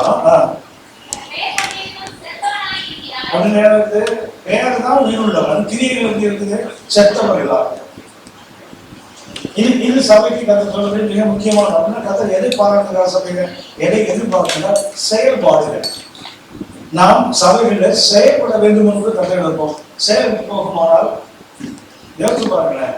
ஒரு ஆஸ்பத்திரி கட்டணுமா? யார் தான் கட்டணும்? கேப்சூல் சொல்லுவாங்க, அவங்க கேட்பாங்க. ஒரு ஆம்புலன்ஸ் கட்டணும், சிஎஸ்காரங்க கேட்பான். அப்படி அவர் முதியோர் எல்லாம் அது ருத்தத்தை கட்டிப்பாங்க. அப்புறம் ஆவிக்குரிய நமக்கு என்ன, நமக்கு என்னதான் வேலை? யோசிச்சு பாருங்க. ஒரு நாமினல் சர்ச் அதெல்லாம் மெயின்டைன் சர்ச்னு சொல்றாங்க. அவங்களுக்கு என்ன, நம்ம என்ன சொல்றோம்? அவர் சோமசிக்கு வேணாடி கொடுக்குறாங்க. நம்ம பகவதத்தை கையில கொடுத்தோமா? நாம பகவத்தை பிடிச்சி கையில கொடுத்தோமா? இல்லையே. ஆண்டவர் போய் எளிமையா சொல்றாரு, கூடுதல் கூடுதலுக்கு வழிகாட்டணும். ரெண்டு பேரும் போய் சேர போறது இல்லை. நம்ம கத்த சபை பாராட்டுவது இல்லை. கிரியைகள் என்ன கிரியைகள்? அழைப்பு சார்ந்த கிரியை. எதற்காக கத்தவங்க அழைத்திருக்கிறோம்? எர்கோன் வார்த்தை கத்தவங்க அந்த கிரியை என்பதற்கு ஆங்கிலத்தில் ஒர்க்ஸ், கிரேக்க மொழியில எர்கோன். எர்கோன் கத்தவங்க என்ன சொன்னா, அழைப்பு என்ன நோக்கத்தோடு நாம் அழைக்கப்பட்டிருக்கிறோமோ அந்த அழைப்பின் அடிப்படை நாம் செயல்படுகிறோமே, அதுதான் கத்த பாராட்டுறோம். எல்லா கிரியைகளும் அல்ல. நான் சோப்பு கொடுத்தேன், சீட்டை கொடுத்தேன், கண்ணாடியை கொடுத்தேன், நோட்டை கொடுத்தேன், மொத்தம் கொடுத்தேன், ஆட்டோ வாங்கி கொடுத்தேன், இதெல்லாம் தேராது. என்னுடைய அழைப்பு என்னவோ அந்த அழைப்பின் அடிப்படை நான் செயல்பட வேண்டும். அந்த கிரியை தான் கத்த பாராட்டுகிறார். உன் கிரியைகளை உங்களுக்கு ஞாபகம் இருக்கும். வெளிப்பட்ட விஷயத்துல 18 முறை இந்த வார்த்தை கிரியை என்ற வார்த்தை. அது 12 முறை சபைக்கு சொல்லப்பட்டது. 18 முறை இந்த கிரியை என்பது வாய்ந்த வார்த்தை. அது சபைக்கு மாத்திரம் 12 முறை சொல்லப்படுகிறது. அப்படின்னா கத்த சபையில மிகவும் எதிர்பார்ப்பது கிரியை. இரண்டாவதாக நம்ம கவனிக்கிற மாதிரி, நீ எங்கே குடியிருக்கிறாய்? நீ குடியில எங்க இருக்கிற? சாத்தானுடைய சிங்காசனம் இருக்கிற இடத்துல நீ குடியிருக்கிறாய். கடந்த கவனிக்கிறோம், ஞாபகம் இருக்கா? ஒரு ஸ்டிக்கு அதுல 2 பாம்பு சுத்தி இருக்குல்ல, ஒரு பாம்பு இல்ல 2 பாம்பு. வழக்கமாக நாம என்ன சொல்லுவாங்க? ஆமா, ஆடாம ஏமாத்துறதுக்கு, ஏவலை ஏமாத்துறதுக்கு பாம்பு வந்து ஆப்பிள் மாதிரி சுத்திட்டு இருக்குல்ல, அது இல்லை. சரியா? அல்லது என்ன 21 ஒரு வெண்கலத்துல ஒரு சர்ப்பம் செய்ய சொன்னாலும் மோசையிட்ட, அதுவும் அல்ல. எங்க இருக்குது? அந்த கர்க்கமூல அதனுடைய தலைநகரத்துல ஒரு பாம்பு கோயில் ஒன்று இருக்கு. ஆஸ்கிலியோஸ், அந்த பாம்புக்கு பேரு ஆஸ்கிலியோஸ். 2 ஒன்று சுத்தி இருக்கும், ஒன்று ஆப்போசிட்ல சுத்தி இருக்கும். 2 தலையை மேல இருக்கும் பாருங்க. மோசையிட்ட சொன்னது கேட்ட 2 பாம்பு, ஒரு பாம்பு தான். அவர் கிறிஸ்தவர்கள் ஒரு மெடிக்கல் சிம்பிள் பார்த்தீங்கன்னா ஒரு ஸ்டிக்கர் 2 பாம்பு பார்த்தோம்னா அதான் ஆதாம் பாம்பு, இல்ல மோசை பாம்பு. அங்க இல்ல பாம்பு, நமக்குள்ள இருக்க பாம்பு. இது எதற்கு பயன்படுவது? விக்கிரகத்தினுடைய அடையாளம். இவன் எங்க இருக்கலாம்? அந்த இடத்துல தான் இருக்கிறோம். ஜீயூஸ் என்ற ஒரு தேவன், கிரேக்க தேவன். அடுத்தது வீனஸ் என்ற ஒரு தேவன். இந்த 2 கிரேக்க தேவங்களுடைய பெரிய ஆலயங்கள் எங்க இருந்ததுன்னா அந்த பக்கமும் இருக்கு.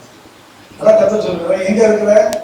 நீ சாத்தானுடைய சிங்காசனத்துல குடியிருக்கிற. இந்த குடியிருக்கிற வார்த்தைக்கு அர்த்தம் என்ன? நிரந்தரமாக குடியிருக்க. குடியிருக்கிறாங்க போட்டு வாசிங்க 2:13. சாத்தானுடைய சிங்காசனம் இருக்கிற இடத்துல, அப்படின்னா அங்க யார் இருக்காங்க? சாத்தானுடைய சிங்காசனம் இருக்குது. ஏனென்றால் அங்க யார் இருக்காங்க? ஜீயூஸ் ஒரு தேவன், கிரேக்க கடவுள். அடுத்தது அத்தேனே. இந்த 2 கடவுள் எங்க அங்க இருக்கிறாங்க. இந்த 2 கடவுளுடைய கோயில்கள் இல்லாம என்ன இருக்குது? இந்த பாம்பு கடவுளும் ஒண்ணு இருக்கிறாங்க. இந்த பாம்புக்கு என்ன வல்லமைன்னு அவங்க நம்பினாங்கன்னா அதுக்கு ஹீல் பண்ணக்கூடிய சக்தி இருக்கு. அது உலகத்தில் எந்த மூலையில வியாதிப்பட்டவர்கள் இருந்தாலும் மருத்துவர்களால் கைவிடப்பட்ட என்ன பண்ணுவாங்கன்னா பெர்கமுக்கு தூக்கி வருவாங்க. பெர்கமுக்கு வந்தால் அந்த ஆஸ்கிலியோஸ் இருக்குல்லையே, அதுக்கு என்ன தன்மை இருக்குன்னா குணமாக்குகிறது. அதனால மெடிக்கல் அதை யூஸ் பண்றாங்க. அந்த பாம்பு என்ன? அது ஹீலிங் பவர் உள்ள பாம்பு அப்படின்னு அவங்க நம்பினாங்க. ஆனா ஆண்டவருக்கு மத்தியில் கத்த சபை எங்க வச்சிருக்காரு? அங்கதான் வச்சிருக்காரு. அப்படின்னா நம்மளுக்கு என்ன நினைக்கிறோம்னா, நம்ம வீட்டுக்கு இருக்கிற ஒரு பிள்ளையாட்கள் வந்தா அவங்க என்ன வரும்? ஆமா ஆத்திரமா ஆத்திரம்னா அப்படி விசுவாசம் போட்டே கட்டி விட்டான் பிரதர். விசுவாசம் அங்கோட நமக்கு தான் நினைக்கிறாரு. விசுவாசம் அந்த கோயிலே கிடையாது, சும்மா கூட ஏமாத்தி வச்சுருக்கு. விசுவாசம் மொத்தம் வைக்கிறாங்க, இங்கதான் இருக்கிறான், வெளியே எங்கே இல்லை, இங்கதான் சொல்லி அவனுக்கு வேலை எங்கே தானே. ஏன்னா அவன் ஆளு, அவனை பத்தி அவனுக்கு கவலையே இல்லை. நம்ம எப்பவும் அவன் டீம்ல தான் இருக்கான். நாம தான் அவனுக்கு ஆப்போசிட்டே, நம்ம காலை உடைக்கணும், நம்ம கையை உடைக்கணும், நம்மளை கலவீனமாக்கணும், அதுதான் அவங்க வேலை. அது கற்று சொல்ல எங்க வைத்திருக்கிறேனோ அந்த இடத்துல நிலையாக இருக்கும். நம்ம இன்னைக்கு வீட்டுல பிரச்சனை இருக்கு, நமக்கு வேலை செய்யற இடத்துல பிரச்சனை இருக்குது, சட்டம் போடுறதுல பிரச்சனை இருக்குது. எங்க பார்த்தாலும் அவங்க பார்த்தா இது சரியில்லை, அது சரியில்லை, இது சரியில்லை. கொஞ்சம் தள்ளி வச்சுட்டு கர்த்தர் என்ன எங்க வச்சிருக்காரோ அங்க இருப்பதைத்தான் கற்றுப்பாங்க. ஏன்னா இந்த காலத்துல இந்த இடத்தில் இருக்க வேண்டும் தீர்மானம் கிடையாது, கர்த்தர் தான். அப்போ 17:26 வாசிங்க. அப்போ 11:26 வாசிங்க. மனுஷாதியான சகல ஜனங்களையும் அவர் ஒரே இடத்தினாலே தொடர்படி பூமியின் மீதெங்கும் குடியிருக்க செய்து தீர்மானிக்கப்பட்ட காலங்களையும் அவர்கள் தீர்ப்பின் எல்லைகளையும் குறிப்பிடுகிறார். அப்படின்னா நாம் குடியிருப்பின் எல்லையும் காலத்தை தீர்மானிப்பது நாம் அல்ல, கர்த்தர். கர்த்தர் தான் எங்க இருக்கணும் தீர்மானிப்பது கர்த்தருடைய வேலை தான். ஞாபகம் ஒரு எடுத்து நான் ஒர்க் பண்ணிட்டு இருக்கும் போது டிராவல் பண்றதுக்கு ஒரு நாளைக்கு 2.5 மணி நேரம் போகுது, வர்றதுக்கு 2.5 மணி நேரம், 4 மணிலேருந்து 5 மணி நேரம் ஒரு நாளைக்கு வீணா போகும். ஒரு வாரம் 6 நாள் வேலைக்கு போனேன்னா அது ஒரு நாள் டிராவலில் போயிட்டு இருக்கேன். ஒரு நாளைக்கு 4 மணி நேரம்னா கூட 6 நாள் போனேன், 24 மணி நேரம் ஒரு நாள் காலி ஆயிடுச்சு. ஸோ ஒரு காலத்துக்கு 25 நேரமும் வீணாகுது. ஃபேக்ட்ரி பக்கத்தில் இருந்தால் ரொம்ப ஈஸியாக இருக்குமே, நேரம் 5 நிமிஷத்துல வீணாகிறதுக்கும் சர்ச்சுக்கு அந்த ஆஃபீஸுக்கு போயிடுறேன். அந்த மாதிரி இடத்துல செலக்ட் பண்ணி நான் போனேன். இங்கே போன போது தாமதத்தில் அண்ணன் பார்த்தாரு, என்ன உங்க ஆடையை காணல. நான் சொன்னேன், நான் இந்த மாதிரி எங்கள் பக்கத்தில் போயிட்டேன். இல்லைங்களோ எருசலேமை விட்டு எரிகோவுக்கு போயிட்டீங்க. இருந்தாங்க தாம்பரம் எருசலேம் 800 என்னவா எரிகோ.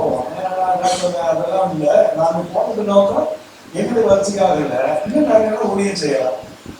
இங்கே வேண்டாம் 6-7 மணிக்கு தான் நம்ம அங்கே இல்லை, 5 மணிக்கு பரிசுட்டு ஆரம்பிக்கலாம். எனக்கு நிறைய நேரம் கிடைக்கும் ஊழியம் செய்ய. இல்லை பிரதர் கொஞ்சம் எரிசலேம் வந்துருக்கிறது எரிகோ போனது என்ன போய்க்கிறேன் அப்படின்னு அவர் என்ன முடிவு பண்ணாருன்னா, அந்த லோக்கா 10-30 லோக்கா எரிசலேம் எரிகோக்கு போனாங்க இல்லையா, அவனை மாதிரியே முடிவு பண்ணிட்டாங்க. இவன் கல்ல மேல மாட்டுவான், இவன் அட்டி போடுவான், சட்டை கிளியும், ரோட்டில் குடுத்துலாம் கிடப்பான்.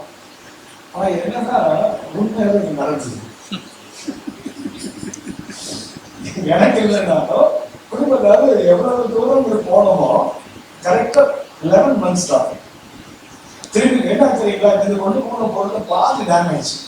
இந்த தூக்கி போடுறது இறக்குறது தண்ணி வந்தாதான் பொருள் டேமேஜ் ஆகல. வீடு மாத்தினாலும் டேமேஜ் ஆகிடும். இந்த வீட்டுக்கு மாத்திரவங்களுக்கு கஷ்டம் இருக்குது. கஷ்டத்தோட பெரிய கஷ்டம் வீட்டில் சண்டை போடுறாங்க, அதான் பெரிய கஷ்டம். இந்த வீடு மாற்றும் போது சில பொருளை இங்கே விட்டு போயிடலாம், இல்லை குப்பையில போடுறாங்கன்னா உனக்கு என்ன தெரியும், இந்த தாத்தா காலத்து பொருள் அதை போடுவியா, ஒன்னத்துக்கு போட்டவங்க சண்டை வந்து பாருங்க.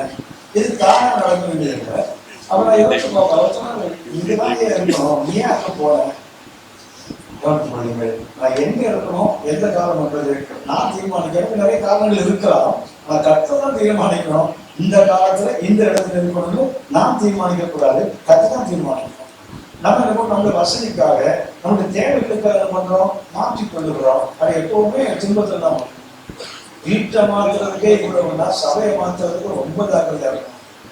வீட்டை மாத்துறதுக்கு இவ்வளவு எச்சரிக்கை என்றால் சபை இடத்துக்கு மாற வேண்டிய சூழ்நிலை நிறைய யோசிச்சு பாருங்க. நிகழ்வுக்கு ஜாக்கிரதையாக கர்த்தருடைய சத்தத்தை கேட்காம தேவ திட்டத்தை அறியாம ஒரு அடிப்படை எடுத்து வைக்கப்படுது. ஏன்னா அது கர்த்தர் குறித்த காலம் இருக்கு, குறித்த இடம் இருக்குது, அங்குதான் இருக்கணும். அதுதான் தேவனுடைய திட்டம். அப்படின்னா அது பாம்பு கோயில் இருக்கட்டும், இல்ல மற்ற 2 தேவர்கள் அவங்க இருக்கட்டும், யாரா இருந்தாலும் சொல்லலாம். என்ன செய்யக்கூடாது, எங்க வேணா இருக்கலாம், கர்த்தர் வைத்தான். ஆனா கர்த்தர் வைக்கிறேன்னா எந்த இடத்துல இருந்தாலும் இருக்க முடியாது. எங்க வீட்டுக்கு பக்கம் பாருங்களேன், எங்க வீட்டு ஹாலில் நான் உட்கார்ந்து பார்த்தா கரெக்டா நேரம் ஜஸ்ட் வீட்டுக்கு ஆப்போசிட்ல ஒரு டெம்பிள், கரெக்டா அந்த 3 கிரகம் வரைக்கும் தெரியும். 3 கிரகம் வரைக்கும் அது பார்த்தாலும் தெரியும். வீட்டுக்கு ஊழியக்காரங்க கேட்பாங்க, எப்படி கூட நீங்க ஜெபம் பண்றீங்க? நான் சொல்ல இங்க இருக்கிறதா நான் ஒழுங்கா ஜெபம் பண்றேன். ஏன்னா அவன் குறைச்ச இருந்துட்டே இருக்கோங்க. நான் அந்த பூஜை பண்றோம் இல்லையா, அவர் எனக்கு க்ளோஸ் ஃப்ரெண்டா இருக்கவர் தான். நம்ம தாமரை கிறிஸ்து காலத்துக்கு சொல்றோம் தான். இங்கே படித்து நல்ல பிசினஸ் நம்ம 7 குவார்டர்ஸ் இருந்தவங்க தான். ஆனால் ஒரு காலகட்டத்தில் என்ன பண்ணாலும் வீட்டையும் கோயிலாக மாற்றி அவரை புதுசாக நல்ல ஆர்டிஸ்ட், அதாவது கமர்ஷியல் ஆர்டிஸ்ட். அவர் பிசினஸ் எப்படி படிச்சுன்னா ஒரு கமர்ஷியல் ஆர்டிஸ்ட், என் நல்ல ஃப்ரெண்டு. ஆனால் அவன் அந்த கோயிலை கட்டுறவங்க அப்படியே எதிரியா மாறி போனால் நாங்கள் பார்த்துட்டே இருப்போம். அவனை காலையில் ஒரு 5-5:30 மணிக்கு அங்கே போய் அந்த விக்கிரகங்களை கழுவ ஆரம்பிச்சாங்க, துடைக்க ஆரம்பிச்சாங்கன்னா அந்த 9 மணி வரைக்கும் டெலிவரி பண்ணுவாங்க. நான் பார்த்துட்டே இருப்பேன். 1/2 மணி நேரம் ஜெபம் பண்ணுறதுக்குள்ளே முட்டி வலிக்குது, இடுப்பு வலிக்குது, உட்காந்து ஜெபம் பண்ணலாமா, படுத்து ஜெபம் பண்ணலாமா பார்க்கறவங்க. ஒரு விக்கிரகத்துக்கு ஒரு கல்லுக்கு வழிபடுறவனுக்கு எவ்வளவு வைராக்கியம் இருக்கு. என்னன்னா 11-12 மணி வரைக்கும் அங்கேயே தான் இருப்பாங்க. அது முடிஞ்சோட வீட்டுக்கு போவோம், மறுபடியும் 3 மணிக்கு திரும்பி வந்து காலையில் பண்ண அத்தை ஆளுநர் கலைச்சிட்டு திரும்பி அவங்க எனக்கு ஆச்சரியமா இருக்கும். எப்படி ஒரு உலகத்துல ஒரு கல்வி வழிபாட நம்ம சொல்றோம், ஆனா அவனுக்கு இவ்வளவு வயதாக்கிறப்ப கத்தல் வழிபடுறவனுக்கு எவ்வளவு வயதாங்க இருக்கும். ஆனா எனக்கு கத்தல் அந்த வச்சனுக்கு எனக்கு சந்தோஷம். ஏன்னா அவனை பார்த்து நான் கொஞ்சம் வளர மாட்டேன், இல்லைன்னா அவங்க உடம்பு மழகி போயிடுங்க, இன்னும் ரொம்ப நல்லா ஆயிட்டா வளர்ந்துக்கான ஒரு தும்பு வந்துடுவாங்க. எந்த இடத்துல இருந்தால் நாம் சரியா இருப்போமோ அங்கதான் கத்தல் வைக்கலாம். எல்லா இடத்துல கத்தல் வைக்க முடியாது, வைக்க மாட்டேன்.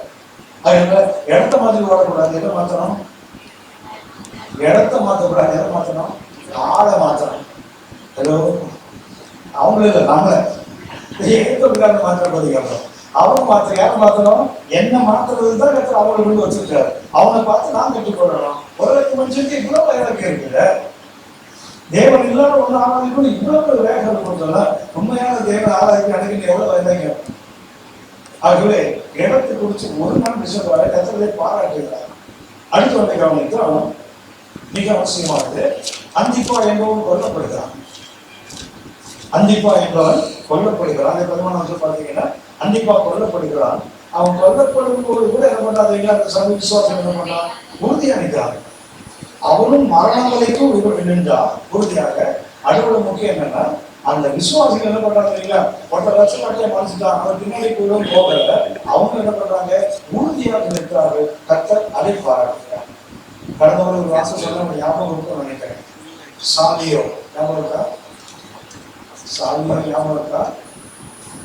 எனக்கு முடிஞ்ச ஒவ்வொரு செஷன் சொல்லிட்டு போனாங்க, சேவையோ கிட்டே இருக்கிறது சாலியோ சேவையோ அப்படின்னா சாலியோ சேவையோ தான். அது சும்மா பயப்பட சாலியோ போட்டுருக்குது. சாலியோ நடத்துனாங்க. அப்போ 4:31 வாசிங்க. சீக்கிரம் சீக்கிரம் சீக்கிரம் சீக்கிரம் சீக்கிரம். அவரு ஜெபம் பண்ணின போது அசைந்ததுக்கு தான் சாலியம். அசைந்ததுக்கு என்ன? சாலியம். சாலியம் என்ன அர்த்தம் என்னன்னா, ஒரு பொருளை ஸ்ட்ராங்கா இருக்கிறத அசைச்சிடுறது. அசைச்சிட்டு அப்படி விட்டுறது இல்லை, அது தொடர்ந்து வைப்ரேட் ஆன மாதிரியே பண்ணிட்டு இருக்கு. சாலியம் என்றால் அவங்க கூடியதை அசைஞ்சது போட்டு எப்படி அசைஞ்சதுன்னா, காற்றிலே நாங்கள் ஆடுகிறது போல. படம் சாலி. ஒரு கப்பல் கடல்ல போகும்போது எப்படி ஆடிட்டே இருக்குமோ அதை போல. ஒரு புயல் அடித்தால் கடல்ல தண்ணீர்கள் எப்படி கொந்தளிக்குமோ அதை போல.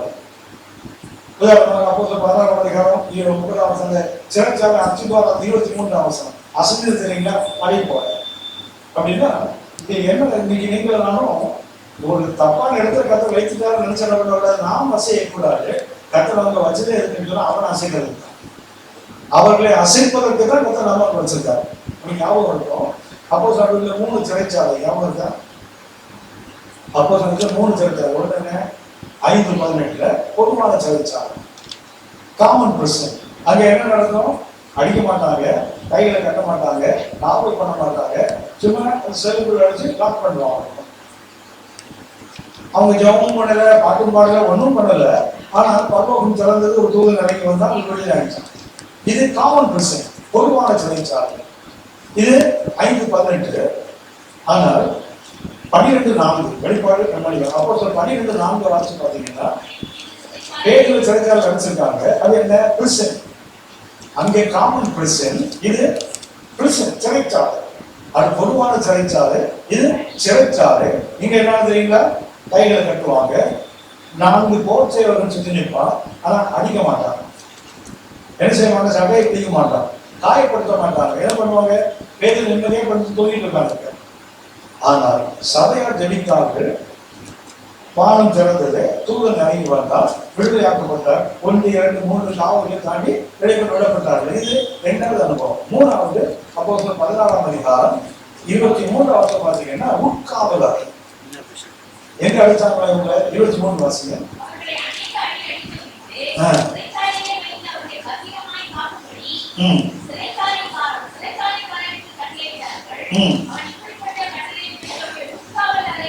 எங்க கொண்டு இன்னும் பிரிசன். 3வது என்ன? உட்காவலர். முதல்ல காமன் பிரிசன், அடுத்தது பிரிசன், அடுத்தது இன்னும் பிரிசன், உட்காவலர். இந்த உட்காவலர் என்பது என்னன்னா, சிறைச்சாலையில மையத்துல அதாவது ஓரங்களிலும் சிறைச்சாலை அறைகள் இருக்கும். அங்கே யாராவது போட்டா கம்பியை உடச்சு வெளியே போயிடுவாங்க. இன்னைக்கு நியூஸ் பார்த்துருக்கீங்கன்னா தெரியும், இங்கிலாந்துல ஒரு பெரிய தொழிற்சாலை அவ்வளோ பாதுகாப்பு, அதுல இருக்கையில போயிருக்காங்க. அவங்க எங்க போட்டாலும் இருக்கே பாயிடுவாங்க. அதில் பழைய நாட்டில் என்ன பண்ணுவாங்கன்னா, அவங்க என்ன பிரச்சனை என்றால் என்ன செல் ஆக்சுவலா என்ன பண்ணுவாங்கன்னா, தலைமட்டத்துல இருந்து 10 மீட்டர் கீழே ஏறக்கூடிய 30 அடி ஆழத்துல என்ன பிரச்சனை போட்டு அதுக்குள்ள காவல் அறைகள் வச்சிருப்பாங்க.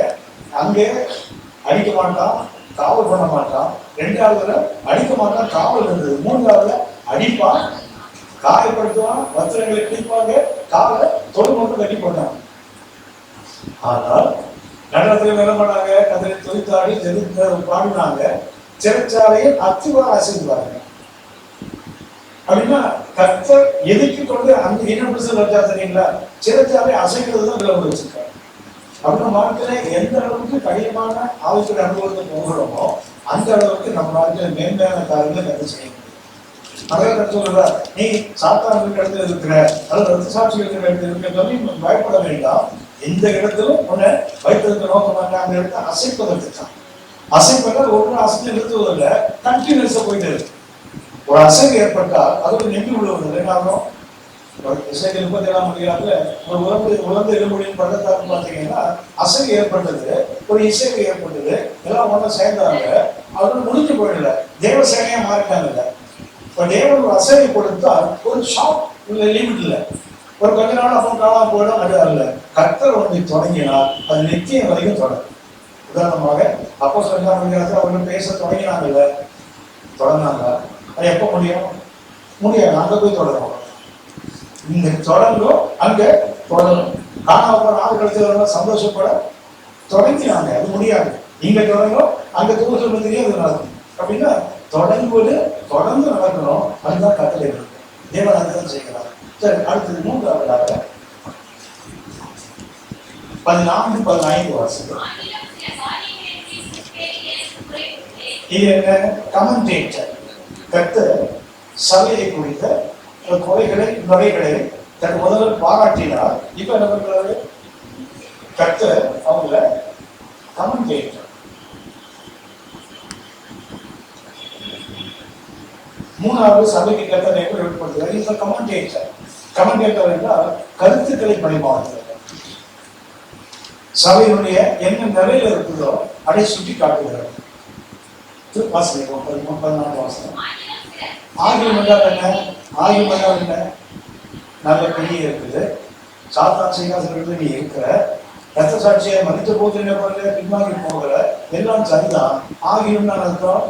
இவ்வளவு இருந்தாலும் அடுத்து என்னோட கமெண்ட் பண்றாங்க, அவனுடைய குறைகளை சொல்லி காட்டுகிறார். ஒரு குறை என்ன? திரும்ப ஆகியம் நல்ல அன்னைக்கு சபையில சில, இன்னைக்கு பல. இன்னைக்கு சபையை பார்த்தாங்க சில இல்லை, பல. சரி, வாசிப்போம். விக்கிரகங்களுக்கு படைத்ததை புசிப்பதற்கும்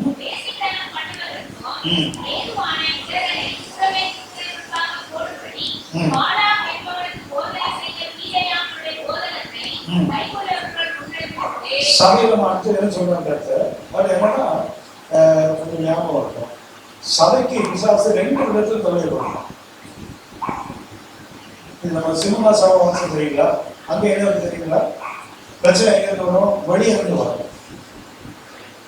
நீ படப்போகிற பாடுகளை குறித்து எவ்வளவு பயப்படாத, மரணப்பட்டு உண்மையிரு, அவனுக்கு ஜீவன் கிடைத்து தெரிவிக்கிறாங்க. இது அர்த்தம் என்ன? மரணமே வருகின்ற சூழல் வரும். எங்கிருந்து வரும்? வெளியிருந்து வருது. அது பிரச்சனை பண்ண சபைக்கு எங்கிருந்து வந்தது? சிம்மனாவுக்கு வெளியிருந்து வந்தது. இந்த சபை நின்றாங்க. அது சிம்மனா சபைனால ரத்த சாட்சிகள் மாட்டியஸ் சர்ச் தான், ரத்த சாட்சிகளின் சபை தான். அவங்க நின்னாங்க இல்லையா? இப்ப பிசாசு பார்க்கிறான், இவன் என்ன செய்ய முடியாது, வெளியிருந்து அடிக்க முடியாது. யாருக்கு என்ன பண்ணுவோம்? உள்ள போயிடுவோங்க. சபைக்குள்ள வர பாருங்க. முதல்ல வெளியே இருந்து துன்பப்படுத்தினா சபை உறுதியாக நின்றது. இப்ப என்ன பண்ணா தெரியுங்களா? உள்ள நுழையலாம் பாருங்க. எப்படி நுழையலாம்? கீழையாமல் உபதேசங்களை உள்ள ஒண்ணு நுழையலாம். அடுத்தது நிக்கோலாய் மகஸ்தர் என்ற பெயரில் உள்ள நுழையலாம். 14ஆம் அதிகாரத்தில் கீழையாம், 15ஆம் அதிகாரத்தில் நிக்கோலாய். 2 விதமான உபதேசம் மாறுபாடுகள் சபையில் வரும். சபைக்கு எப்போதுமே எதில் வந்து பிசாசு எப்படி கொண்டு வருவான்னா உபதேசங்களும் மாறுபாடு தான் பண்ணுறது. ஒரு சபை என்பது முதல்ல எடுக்கிற அந்த உபதேசம் அது வேகத்தின்படி இருக்கணும். ஒரு முடிவை எடுத்து விட்டால் இந்த உலகமே எடுத்துனாலும் தான் இதுதான் சட்டம், இதுதான் சத்தியம், இதான் இங்க அடிப்படை, இப்படிதான் இருக்கும். இதை மாற்றுவதற்கு ஒரு வழியே கிடையாது. என்னன்னா அந்த பெர்கமு சபையுடைய பிரச்சனை என்னன்னா வெளியே இருந்து அவனுக்கு ஆபத்து வருது. எங்க வருது? உள்ள இருந்து வருது. உங்களுக்கு தெரியும். அப்போ 20ஆம் அதிகாரத்தில் பவுல் சொல்லுவார், நான் சென்று போனவர்களுக்கு மந்தையை தப்ப விடாதவனாக உங்களுக்குள்ளே வரும். அவர் ஆபத்து எங்கிருந்து வருது? வெளியே இருந்து வருது. அடுத்த வருஷம் சொல்லுவாரு, உங்களிலும் சிலர் எழுதி. அப்ப உள்ள இருந்து வருது. சபைக்கு எப்போது ரெண்டு இடத்துல ஒண்ணு என்ன, வெளியே இருந்தும் வரும், அடுத்தது உள்ளே இருந்தும் வருகின்ற ஒரு பொருளாதார கூட்டம் இருக்குது. இதுதான் இந்த பெர்கமு சபைக்கு கர்த்தர் எச்சரிக்கிறார். நான் இவ்வளவு உண்மையா இருந்திருக்கேன், கிரியையில உண்மையா இருந்திருக்கேன், நான் எந்த இடத்துல வைத்தேன் அங்கே நல்லா இருந்திருக்கேன், எல்லாம் சரிதான். ஆனா உங்களுக்கு என்ன இருக்குது? கீழையாமல் உபதேசத்தை கைக்கொள்ளவும் உங்களுக்கு உண்டு. மாத்திரமல்ல நிக்கலாயத்தை பின்பற்றவனும் உங்களுக்கு இருக்கிறாங்க. அப்படின்னா கீழே உபதேசம் என்ன? இந்த 14 வருஷம் போட்டது 2 வார்த்தை. ஒண்ணு என்ன? விக்கிரகத்தை படைத்தது, அது வேசித்தல். இது எதுக்கு எதிரானது? விக்கிரக ஆராதனை வேசித்தல் எதிரானதுங்களா? அப்போஸ்தலர் உபதேசத்துக்கு எதிரானது. அப்போஸ்தலர் 15ஆம் அதிகாரம், அப்போஸ்தலர் நடவடிக்கைகள் 15ஆம் அதிகாரம் 28ஆம் வசனம் வாசிங்க. கவனிங்க, அது ஃபர்ஸ்ட் சர்ச் கவுன்சில் தான். அப்போஸ்தலர் 15ஆம் அதிகாரம் தான் முதலாவது சபையினுடைய கவுன்சில், சபையினுடைய கூடுகை. இன்னைக்கு சில சொல்றாங்க. அதே போல சபைக்கு முதலாக கூட்டப்பட்ட அந்த சபை கூட்டம் இங்கேதான். இங்க வரும்போது என்ன நடக்குதுன்னு சொன்னா, பேதுரு போன்ற தேவ மனிதர்களால யூதர்கள் சந்திக்கப்படுறாங்க, பரிசுத்த பவுல் போன்றவங்களால புரோகித்து மக்கள் சந்திக்கப்படுறாங்க. இப்போ யூதர்களாக வரவனுக்கு ஏற்கனவே நியாயப்பிரமாணம் அறிந்தவர், சட்டங்களை அறிந்தவர், ஒரு ஒழுங்கின்படி வாழ்ந்தவர். ஆனா புரோகித்து வரவனுக்கு என்ன, எந்த ஒழுங்கும் இல்லை, எந்த சட்டமும் கிடையாது. அவன் சபைக்குள்ள வருகிறான். வரும்போது ஒரு முரண்பாடு வரும். அப்ப என்ன பண்றாங்க? சபையை போய் வந்து என்ன பண்றாங்க? சபை தலைவர்களும் உட்காந்து பேசும்போது சொல்றாங்க, இதெல்லாம் சபைக்கு பேசி சொன்னது, இதெல்லாம் ஆவியார் நமக்கு சொன்னது. ஆனாலும் புதுசா சபைக்கு வர்றவங்களுக்கு இதெல்லாம் கைப்படுவது கடினம். ஆக என்ன செய்வோம்? ஆவியானவருக்கும் எங்களுக்கும் நலமாக கண்டது என்ன? அதுதான் அவர் சொல்லுகிறார். சர்ச் கவுன்சிலோட முடிவு தான் அது. வாசிமா, விக்கிரகங்களுக்கு படைத்ததற்கும் ரத்தத்திற்கும் நெருங்கூடு சத்ததற்கும்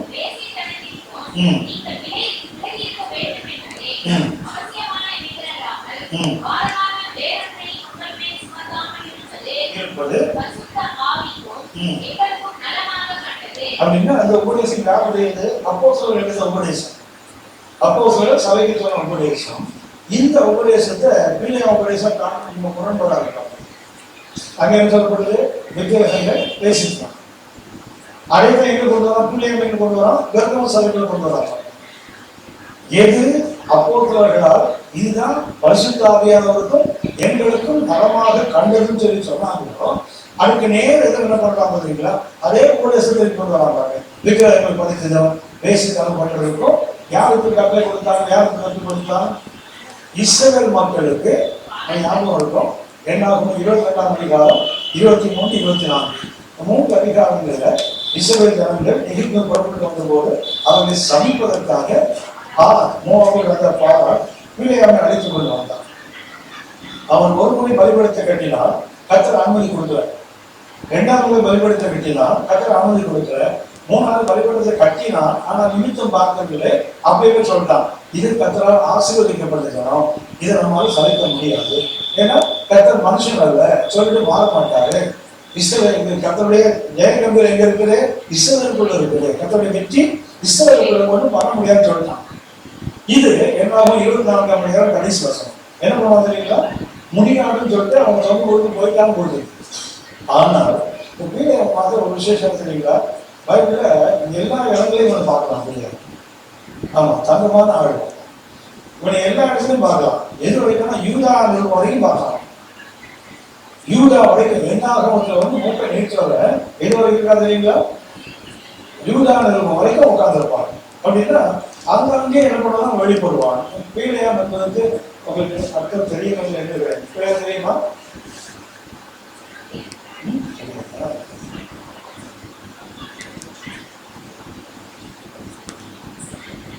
பேலா ரெண்டு எவ்வளவு வார்த்தைகள் பேலா பீலையாம் என்பது ஒரு எவ்வளவு பேர். அந்த எவ்வளவு பேருக்கு அர்த்தம் என்ன சொன்னா பேலா. அடுத்தது ஹேம் என்றால் பீப்புள் ஜனங்கள். பேலா என்றால் விக்டரி. பீலையாம் என்ற வார்த்தைக்கு அர்த்தம் என்ன? பேலா என்பது ஒரு எவ்வளவு வார்த்தை வெற்றி ஜெயம். அடுத்தது ஹாம் என்றால் ஜனங்கள். அவருடைய பிள்ளையோட வார்த்தை ஜனங்களை வெல்லுகிறவர். இன்னொரு சொன்னா ஜனங்களை தோற்கடிக்கிறவர். ஜனங்களை வெல்லுகிறவன் அர்த்தம் என்ன?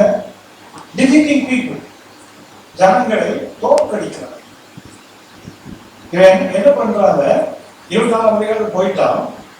என்ன 25ஆம் மணிக்கு 1ஆம் வசனத்தை பார்த்தீங்கன்னா இஸ்ரவேல் ஜனங்கள் மோவாபிய பெண்களோடு விபச்சாரத்தில் ஈடுபடுறாங்க. என்ன பண்ண அவங்களுடைய விக்கிரக ஆலயங்களுக்கு போறாங்க. அங்கே விக்கிரகங்கள் படைத்தது சாப்பிடுறாங்க. மாத்திரமல்ல அவர்கள் மோவாபியோடு பேசுதல் பண்றாங்க. இது நடந்த போது இதுவரை பார்த்தீங்கன்னா 22, 21, 3 அதிகாரங்கள்ல 2 முறை 3 முறை பலிபீடம் கட்டினா ஒரே ஒரு ஆத்மாவை கூட அவரால் தொட முடியல. பிள்ளையாவால ஒரு தேவ பிள்ளையை கூட தொட முடியல. அவன் போகும்போது என்ன சொல்லி போனான்னு பைபிள்ல போடல. ஆனா வாஸ்தவம் இப்ப வெளிப்பாடு 2:14 வாசிக்க வந்தீங்கன்னா அவன் பாராட்டு பண்ணானா போதனை பண்ணினானா. என்ன போதனை பண்ணானா? விக்கிரகங்களுக்கு படைத்ததையும் வேசிக்கலம் பண்றதையும் அவன் டீச் பண்ணிட்டு போயிட்டாங்க. அப்படின்னா அவன் என்ன தெரியுங்களா? இந்த ஜனத்தை நம்மளால அழிக்க முடியாது. என்ன செய்யலாம்? அவன் வேலை கொண்டு அவன் என்ன குத்தலாம் கற்றுக் கொடுத்து போயிட்டான். அவன் கற்றுக் கொடுத்தது தெரியுங்களா? நம்மளால இவங்க அழிக்க முடியாது. ஆனா அவங்களே என்ன செய்யலாம்? அவங்களை அழித்து கொள்ளலாம். அதுக்கு என்ன வழியை சொல்லி கொடுத்தான்? கர்த்தர் அருவருக்கிறது முதல்ல விக்கிரக ஆராதனை, அடுத்தது என்ன? பேசித்தார். இந்த ரெண்டையும் கர்த்தர் அருவருக்கிறார். அந்த ரெண்டையும் என்ன பண்ணாதீங்களா? இவன் கற்றுக் கொடுத்தான். அதை செய்தாங்க. நடந்தது என்ன அப்படின்னா அந்த 25ஆம் அதிகாரத்தில் பார்த்தீங்கன்னா 3 தினங்களில் ஒரு ஜனங்கள் கொல்லப்பட்டார்கள். ஒன்று ஹேங் பண்ணார்கள், தூக்கி போடப்பட்டார்கள். அடுத்தது சிலையும் வெட்டப்பட்டார்கள். அடுத்தது பீராஸ் குத்தப்பட்டார்கள். 3 விதங்கள்ல ஒரே அந்த அதிகாரத்தை மாத்திரம் 3 அதிகாரங்கள்ல போராடி ஒரு ஆத்மாவோட தொட முடியல. ஆனால் அவன் என்ன பண்ணாதுக்காக உபதேசத்தை கொண்டு என்ன பண்ணாதீங்களா? 24,000 பேர் செத்தாங்க. இந்த ஒரே நிகழ்ச்சியில் எவ்வளவு செத்தாங்க? 24,000 பேர். அப்படி என்றால் இன்றைக்குள்ள சபை ரொம்ப கவனமா இருக்கணும். கர்த்தர் எதை அருவருக்கிறார் அல்லது கர்த்தர் எதை வந்து கண்டிக்கிறார் சொன்னா இந்த மாறுபாடான உபதேசங்கள் சபையில கர்த்தர் ஒருபோதும் அங்கீகரிக்கிறது. நமக்கு என்னன்னா புதுசா சர்வ விசுவாசிகள் நிறைய பேருக்குள்ள ஒரு ஆட்டிடியூட், ஒரு மனோபாவம் நடந்துறீங்களா? நூதனமா ஒண்ணு வந்து ஆரம்பிச்சு ஓடுவாங்க. நீங்க ஒரு ஊழியக்காக கொஞ்சம் எழுப்பணும்னா பேர அவங்க பின்னாடி ஓடுவான். அப்புறம் அங்க ஒருத்தவங்க அவங்க பின்னாடி ஓடுவான். கடைசியில் பார்த்தீங்கன்னா நடுத்தல நிற்பாங்க. எந்த இடத்திலும் நம்ம நிற்க முடியாது. இது சபைகள், குறிப்பாக ஆவிக்குரிய சபைகள்ல இதை அடிக்கடி பார்க்கிறோம். ஒரு ஊழியக்காரங்க எழுந்தான்னு வச்சுங்களேன், பேரத்தில் எனக்கு விடுப்பாங்க. நிறைய பேர் ஊழியர்கள் எனக்கு தெரியும் தமிழ்நாட்டில். நான் சொல்ல அவங்களுக்கு ஆமான்னு வைங்க, நான் பேர் சொல்ல விரும்புகிறேன். ஒரு ஊழியக்காரர் எழுப்பினார் சொல்றீங்களா? சென்னையில் அநேக சபைகள் காலியாச்சு. அவர் ஊழியர்கள் ஆரம்பத்தில் வந்த போது சென்னையில் உள்ள எல்லா பெந்தகோஸ்து சபைகளும் அவங்க சப்போர்ட் பண்ணாங்க. நல்லா டீச் பண்றாரு, நல்ல பேர் டீச் பண்ணாரு. என்ன நினைச்சாங்க? டீச்சரா இருப்பாருன்னு நினைச்சாங்க. அவர் பாஸ்டர் மாறினாங்க. என்ன ஆச்சு அப்படின்னா சபைகளோட தென்னையோட எல்லா ஆங்கில சபைகளும் காலியாகி போயிடுச்சு. நிறைய சபைகள்ல சபைக்கிற அளவுக்கு போயிடுச்சு சபைகள். அந்த நாட்களுக்கு போறீங்க, சபைக்கு போகாதீங்க, உங்களுக்கு நாசம் வந்துடும் அப்படின்னு நினைச்சா இருந்தாலும் சின்ன வயசுல இறந்து போயிட்டாரு. எல்லா காலகட்டத்திலும் இப்படி ஒரு கூட்டம் இறங்கும். நேரம் அப்போஸ்தலர்களுடைய வார்த்தை பாருங்க, அங்கேயும் இறங்குவாங்க. அவர் சொல்லுவாங்க, கம்மாயிலே சொல்லுவாங்க, அந்த காலத்து அவன் எழுப்பினா இங்க எழுப்பினா எல்லாம் எழுப்பினா அவன் மண்டையை போனா காணாம போயிட்டான். இதான் நடக்கும். வேதம் தான் சத்தியம், கர்த்தருடைய வார்த்தை. விழாக்களில் பூவை எல்லக்கூடிய மாற்றக்கூடாது.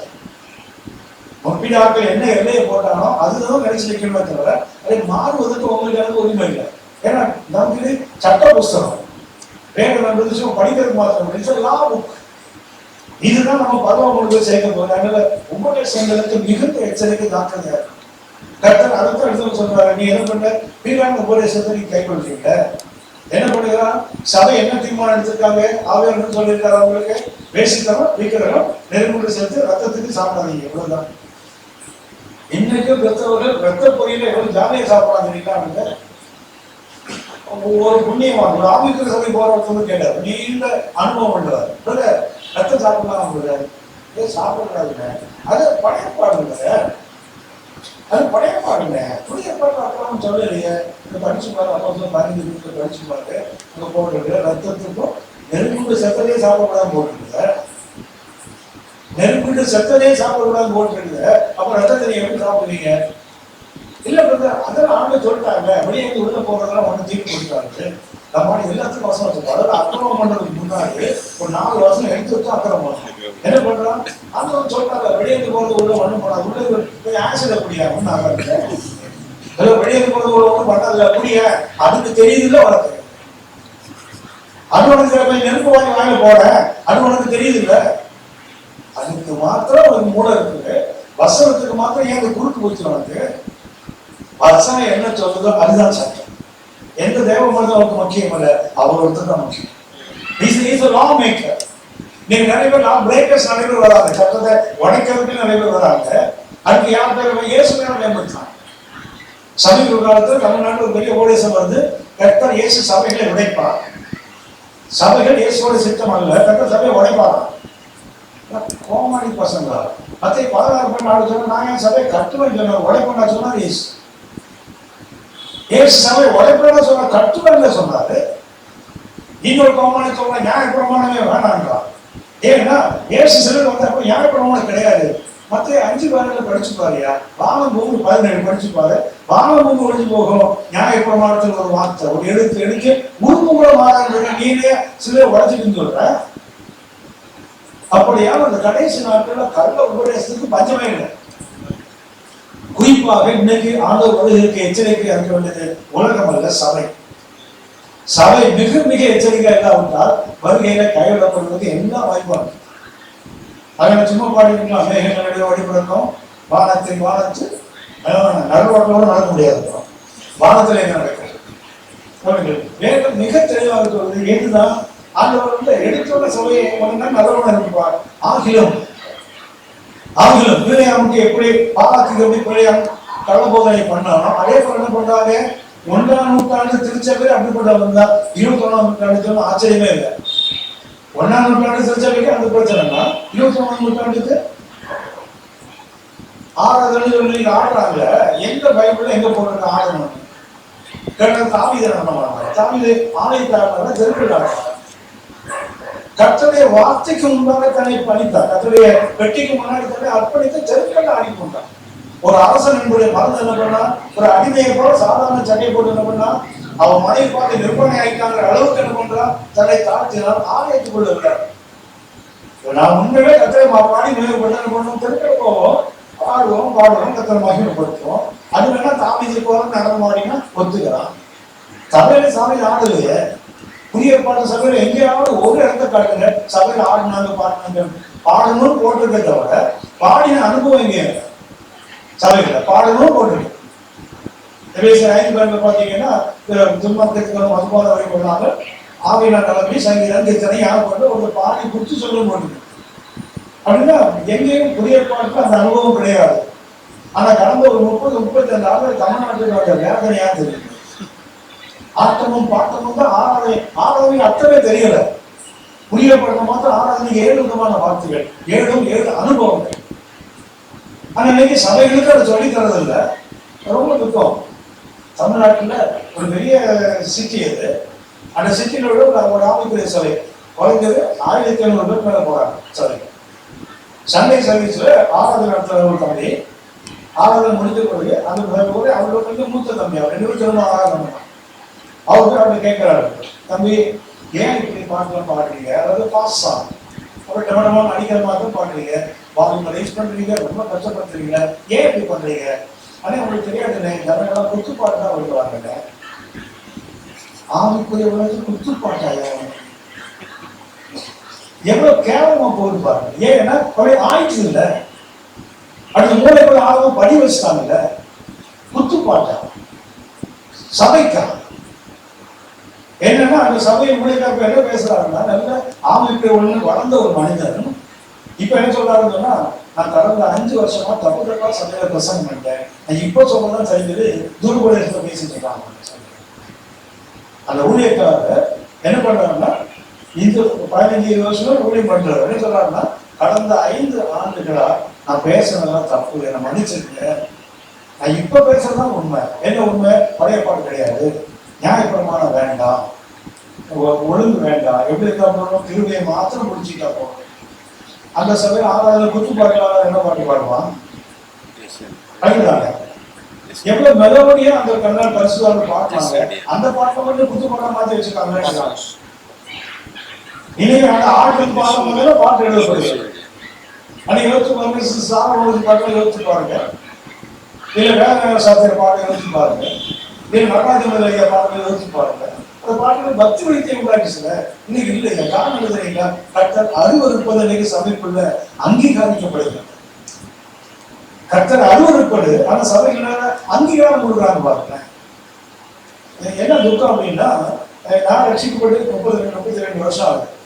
நான் ரட்சிக்கப்பட்டு சபைக்கு போகும்போது அந்த சபையில ஆராதனை 10 நிமிஷம் தான். ஒரு பெந்தகோஸ்து சபை 10 நிமிஷம் தான் இருக்காங்க. செய்தி எனக்கு 1 மணி நேரம். இன்னைக்கு நிறைய சபைகளை பார்க்கிறேன், பார்த்தீங்கன்னா 10 நிமிஷம் மெசேஜ் இருக்குது, 1 மணி நேரம் ஆகாது. ஏன் இந்த கோலம்? ஏன் இந்த தனிகளை மாற்றப்படுகிறது? உபதேசங்கள் மாற்றப்படுகிறது. கர்த்தர் அதை அருவருக்கிறார், கர்த்தரை கண்டிக்கிறார். முதல்ல யாரு? பிள்ளையாம். அடுத்தது யாரு? நிக்கோலாயிட்டார். என்ன ஒரு விசேஷம்னா, பிள்ளையாம் என்பது பிள்ளைகா, இது எவ்வளவு வார்த்தை. நிக்கோலாயிட்டர் என்பது நீக்கோ,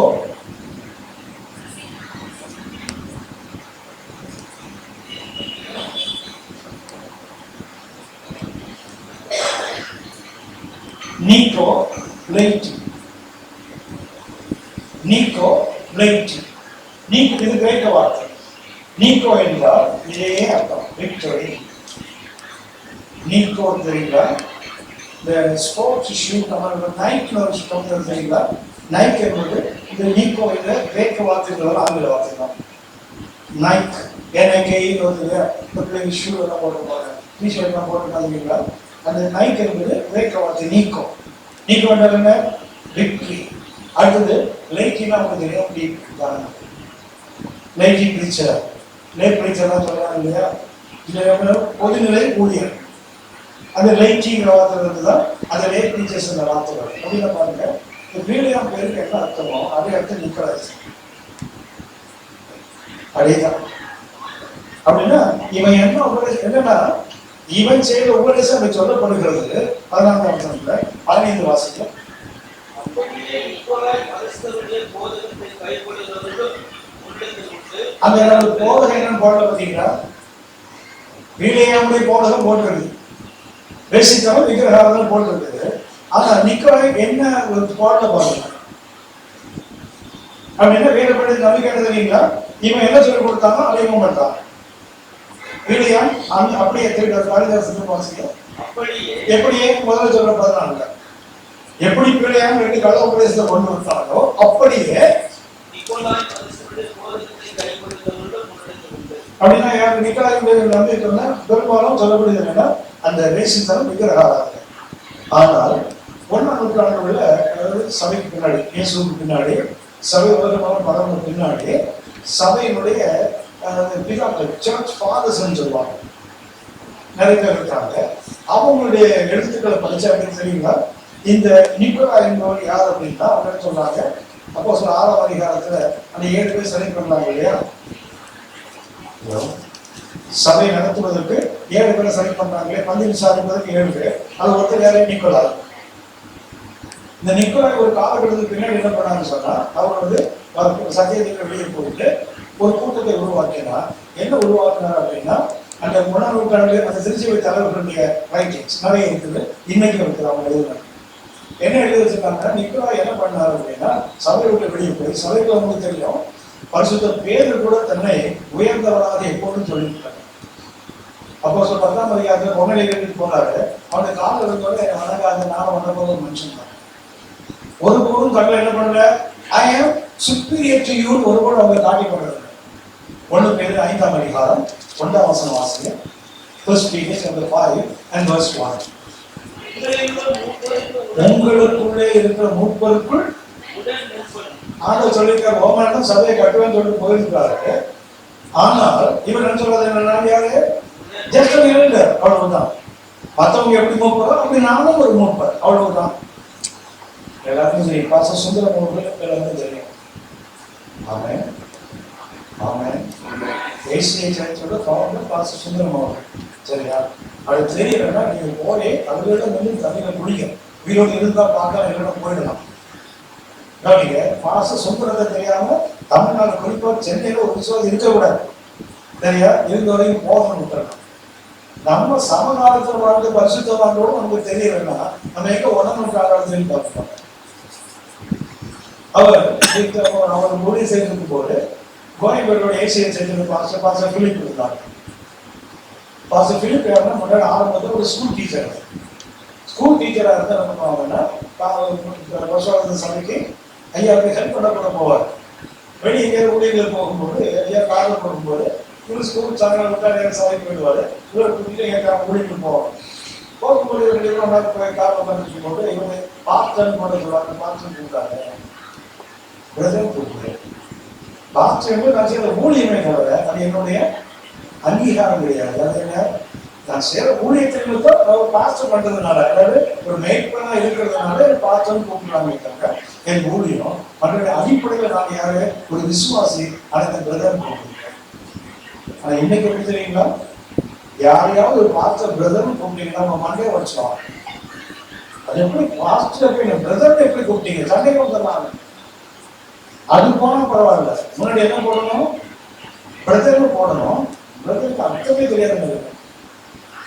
பிரதருக்கு அர்த்தமே தெரியாது. உங்களுக்கு தெரியும் பைபிள் முதல் பிரதர் யார் தெரியுங்களா? பைபிள் முதல் பிரதர் யாரு? ராமகிருஷ்ணன் சொன்னாங்க. பேசு பின்னாடி வந்தாரு. முதல் பிரதர் காயின். சரியா? அவனுக்கு எப்ப அவன் பிரதர் ஆனாது இல்லைங்களா? ஆபேல் வந்து போது அவன் காயினான், அவன் பிரதரா மாறினான். ஆபேல் இல்லாவிட்டா அவன் யாரும் கிடையாது, பிரதர் கிடையாது.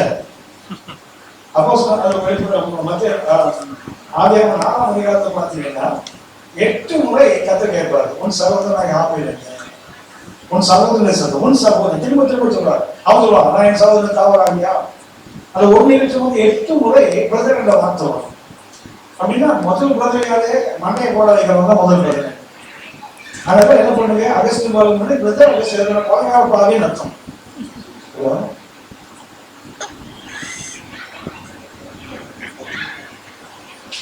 புதிய ஏற்பாடுல அடல் ஃபோர்ஸ் என்ற வார்த்தை மிக அற்புதமான அர்த்தம். ஏன்னா அர்த்தம் தெரியாமலேயே பயன்படுத்திருப்போம் வார்த்தை. மொத்த தப்பு பண்ணாங்க எல்லாம் ஒண்ணு. ஆபேல் போன பிறகு காயின் மறுபடியும் ஆனது, அவன் மன்னனா இருக்க முடியாது. ஆபேல் இருக்கிற வரைக்கும் தான் காயின் அண்ணனே தவிர அவனை கொண்டுட்டாங்க எப்படி பிரதராக ஆக முடியாது. அப்படின்னா அன்னைக்கும் குழந்தை சகோதர குறைபாடு தான் போட்டது. ஆனா இன்னைக்கும் அது தொடர்ந்து தான் வருது. ஆனா என்ன பண்ணுவோம், பட்டங்கள் போனது தெரியுது இல்லை. ஒரு ஆமை பேர் நடத்தினோம், நடந்த தாமரை பிள்ளைகளும் நடத்தினது. அது ஒரு ஊழியக்காக சென்னையில இருந்து புக் பண்ணியிருந்தோம். ராத்திரி 10, 11, 12 ஆள் வரல. ஃபோன் பண்ணா யாரும் எடுக்கல. நேரத்தில் ஃபோன் எடுத்தாங்க, ஐயா சொல்லிட்டாரு, ஏன் டிஸ்டர்ப் பண்ணீங்க நைட்ல? மீட்டிங்கு டேட் கொடுத்துருக்காரு. இல்லை உங்க டேட் கொடுக்கலையே. அப்புறம் முன்னாடியில் நீங்கள் தலைவலி பேசினாரு, இல்லை உங்களுக்கு டேட் கொடுத்துருக்கோம், டேட் வாங்கியிருக்கோம். அப்படியா?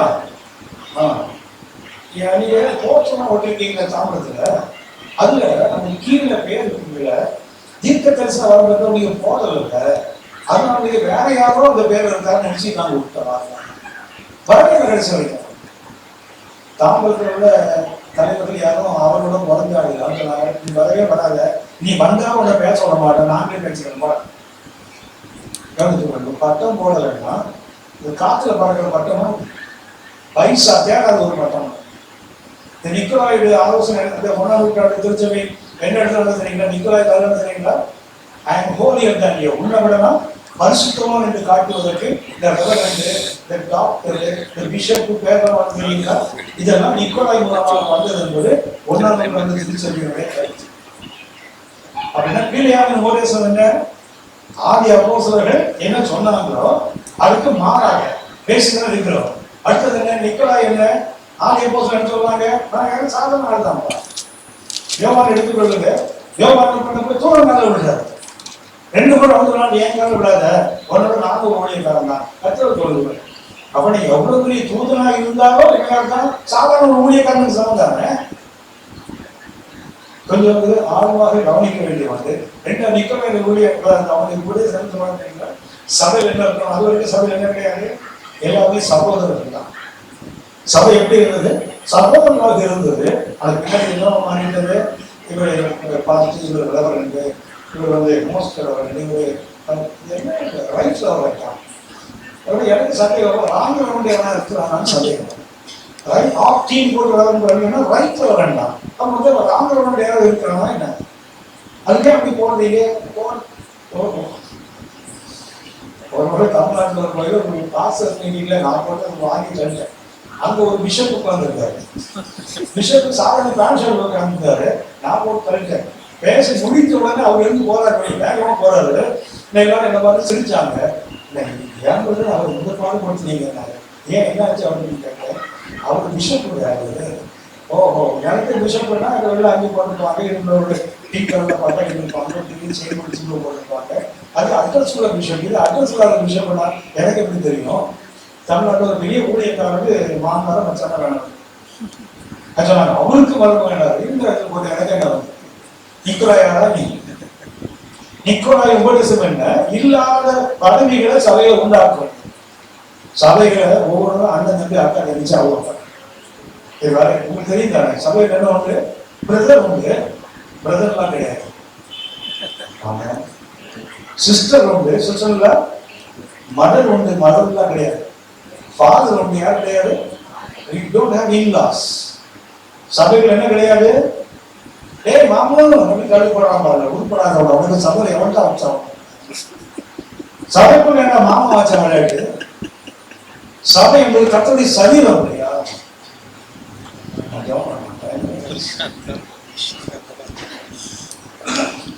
கமெண்ட் பண்றது என்ன சொன்னா, இந்த உபதேசம் இதுல எப்படி இதுல ஆதி அப்போஸ்தலர் என்ன சொன்னார்களோ அங்க ஏதோ நிக்கோலாய் வேலை என்ன? ஆதி அப்போஸ்தலர்களை எப்படி காட்டினார்? யாரு? மூப்பருக்கு உடன் மூப்பார். நான் யாரு உடம்பு சாதாரண ஒரு மனுஷன் தான். இப்படித்தான் அவங்க சொன்னாங்க. ஆனா இவன் என்ன பண்ணாதுங்களா? அவன் கோடி எடுத்தாங்க. உன்னை விட நான் பெரிய பிரசித்தவான். அவர் என்ன பண்ண? இவன் தள்ளி நின்று கிட்ட வராது, எட்டி நின்று. இதுதான் இப்போ அங்கிருந்து இன்னைக்கு வரைக்கும் நாங்கன்னா இந்த 2 உபதேசங்கள் சமைக்கிறோம். உங்க ஞாபகம் நினைக்க விக்கிரகங்களுக்கு படைத்ததே இவ்வளவு மோசம் தான். விக்கிரகங்கள் எவ்வளவு மோசம் வச்சுப்பாங்க அப்படின்னா, ஆவிக்கிற சபைகளுக்கு விக்கிரகங்கள் இல்லையா? நிறைய இருக்கு. பொருளாசை இருக்குல்ல, பொருளாசை இருக்குல்ல, கீழ்படியாம விக்கிரகம் இருந்தாங்க இருக்குது. ஒரு சபைகளில் விக்கிரகங்கள் வேசித்தனம் சொன்னா புதிய பாட்டு வேசித்தனம் என்பது ஆவிக்குரிய வேசித்தனம். கர்த்தரை விட்டு விட்டு கர்த்தரை பண்ணாம மற்ற சக்திகளை நம்ம ஏற்படுது. அது மனைவியா இருக்கலாம், கணவனா இருக்கலாம், பிள்ளைகளாக இருக்கலாம், அப்பா அம்மாவா இருக்கலாம், பாஸ்டா இருக்கலாம், எல்லாமே விக்கிரகங்கள் தான். தேவனுக்கு எனக்கு நடுவில் எது வந்தாலும் அது என்ன? சென்னையில் ஒரு பெரிய ஊழிய ஸ்தாபனம். அந்த ஸ்தாபனத்தில் ஒரு பிரைவேட் ஸ்கூல் இருக்குது. அதை படித்து விட்டு ஒரு தமிழ் சபையில் உடன் ஊழியராக இருந்தார். பாஸ்டருக்கு அசோசியேட் பாஸ்டர். ஒரு குறிப்பிட்ட காலத்தில் அந்த அசோசியேட் வந்து பாஸ்டர் இருந்தாரு. பாஸ்டர் கர்த்தர் என்ன மும்பைக்கு போக சொல்றாரு, இந்த சபை வந்து வெளியே போக சொல்றாரு, மும்பைக்கு போக சொல்றாரு. பாஸ்டர் கேட்டாரு, யாருக்கா சொன்னாங்க? கர்த்தர் சொன்னாங்க. ஆம்பளை கர்த்தரா பொம்பளை கர்த்தரான்னு கேட்டாரு. ஆம்பளை கர்த்தர் நமக்கு தெரியும், நிறைய ஊழியக்காரங்க பொம்பளை கர்த்தர் தான் இல்லையா? ராஷ்டிரமா தான் நிறைய பேர் கடவுள். இவங்க விக்கிரகம். விக்கிரகம் என்றால் பொம்மை பிளாஸ்டர் பாரிஸ் மாத்திரம் இல்ல, நம்மகிட்டே இருக்கு விக்கிரகம். பொருளாசை இல்லையா? ஜாமலாம் அதை வந்து பார்ப்போம். இந்த சபை ஆழ்ந்து கவனிக்க வேண்டியது. ஏன்னா முதல்ல எபேசு சபை இருந்தது, அது ஆதி அன்பு தான் இழந்துச்சு. இரண்டாவது சபை எடுத்து பாடுபடும் சபை, அது ரத்த சாட்சியா சாகிறவருக்கு உறுதியா இருந்தது. மூணாவது ஒரு சபை பாருங்க, நல்லதான் இருக்கிறது, ஆனா பாதியில திசை மாறி கொண்டு நல்லா இருக்குல்ல. ரெண்டாவது பாதியில கீழையான உபதேசங்கள், அடுத்து நிக்கோலாசின் உபதேசங்கள், இது வந்தது இல்லை. ஆகவே கற்று சொல்கிறார் பட்டையை கற்றுக்க சொல்றது காரணம் அதுதான். 2:15 வாசகம் நிக்கோலாஸ், 2:16 வாசகம். நீ இந்த பரலோகத்துக்கு மனம் திரும்பு, இல்லாவிட்டால் நான் சீக்கிரமா உன்னிடத்தில் வந்து அப்படின்னா முதல்ல ஏன் வாய் பட்டே சொல்லாதீங்களா? யுத்தம் பண்றதுக்கு அந்த வாழின் யுத்தம் அல்ல, வார்த்தையின் யுத்தம். வாயில் என்ன இருக்குது? இருவரும் கொல்லப்பட்ட வார்த்தை யுத்தம். அந்த வார்த்தை யுத்தத்துக்கு காரணம் என்ன? சபை வார்த்தை விட்டு விலகிட்டு இப்ப நற்கிரியைகளும் இருக்குது, கூட நல்ல தியாகங்களும் இருக்குது. ஆனா கூட என்ன இருக்குது? உபதேச மாறுபாடு வந்தால் எத்தனை தியாகங்கள் செய்தாலும் எத்தனை நற்கிரியைகள் செய்தாலும் கதவை பார்வையில் அதை கணக்கிடப்படாது. கண்டு கொள்ளும் கதவை பார்ப்போம்.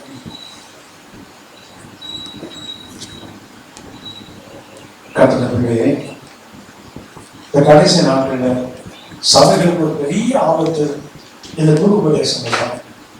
கல்ட்டுன்னு சொல்கிறார்கள் ஆங்கிலத்தில். இந்த கல்ட் டீச்சிங்ஸ் தான் இன்னைக்கு சபைகளுக்கு ஒரு பெரிய இது. சபைகளுக்கு எதிரி இன்னைக்கு ஒரு இந்து ஆலயமோ இல்லை ஒரு முஸ்லீமோட மாஸ்கோ ஒரு புத்த ஜெயனிய கன்ஸ்டியூஷன் மதங்கள் அல்ல. சபைக்கு விரோத நிலைக்கு சபை தான். ஏன்னா மாறுபாடான உபதேசங்களை கொண்டு வருது. ஏன்னா ஒரு ஒன்னே மட்டும் தான் செய்யறாங்க. அது பேரையாம இருந்தாலும் சரி, நிக்கோலாயா இருந்தாலும் சரிதான். ஜனங்களை தோற்கடிக்கிறாங்க, மக்கள் தோற்கடிக்கப்படுகிறார். கர்த்தர் வெற்றி பெறுகிறவனுக்கு இதை கொடுப்பேன், இதை கொடுப்பேன். 7 சபைகளும் சொல்றது ஜெயம் பெறுகிறவனுக்கு இதை கொடுப்பேன். ஆனா பேரையாம நிக்கோலாயா என்ன பண்றாங்க? ஜனங்களை தோற்கடிக்கிறார், ஜனங்களை தோற்று போகப்படுகிறார். அப்படின்னா அந்த கடைசி நாட்களில் தவறான உபதேசங்களுக்கு நாம் எச்சரிக்கையா இருப்போம். நம்ம சுற்றி இருக்கிற மக்களுக்கு ஒரு விழிப்புணர்வு உண்டாக்கி கொண்டே இருப்போம். ஏன்னா சத்தியத்தை விட அசத்தியங்களுக்கு ஜனங்கள் செவிசார்ந்து போகிற காலம், சத்தியத்துக்கு செவிகளுக்கு கட்டுக்கதைகளுக்கு சாய்ந்து போகும் காலம் வந்து 2:4 வாசிக்கிறோம். ஆக சத்தியத்துக்கு செவியை விலக்கி கொண்டு ஜனங்கள் ஓடுகிற காலம். கத்த திருவுதல் கத்த பார்ப்போம்.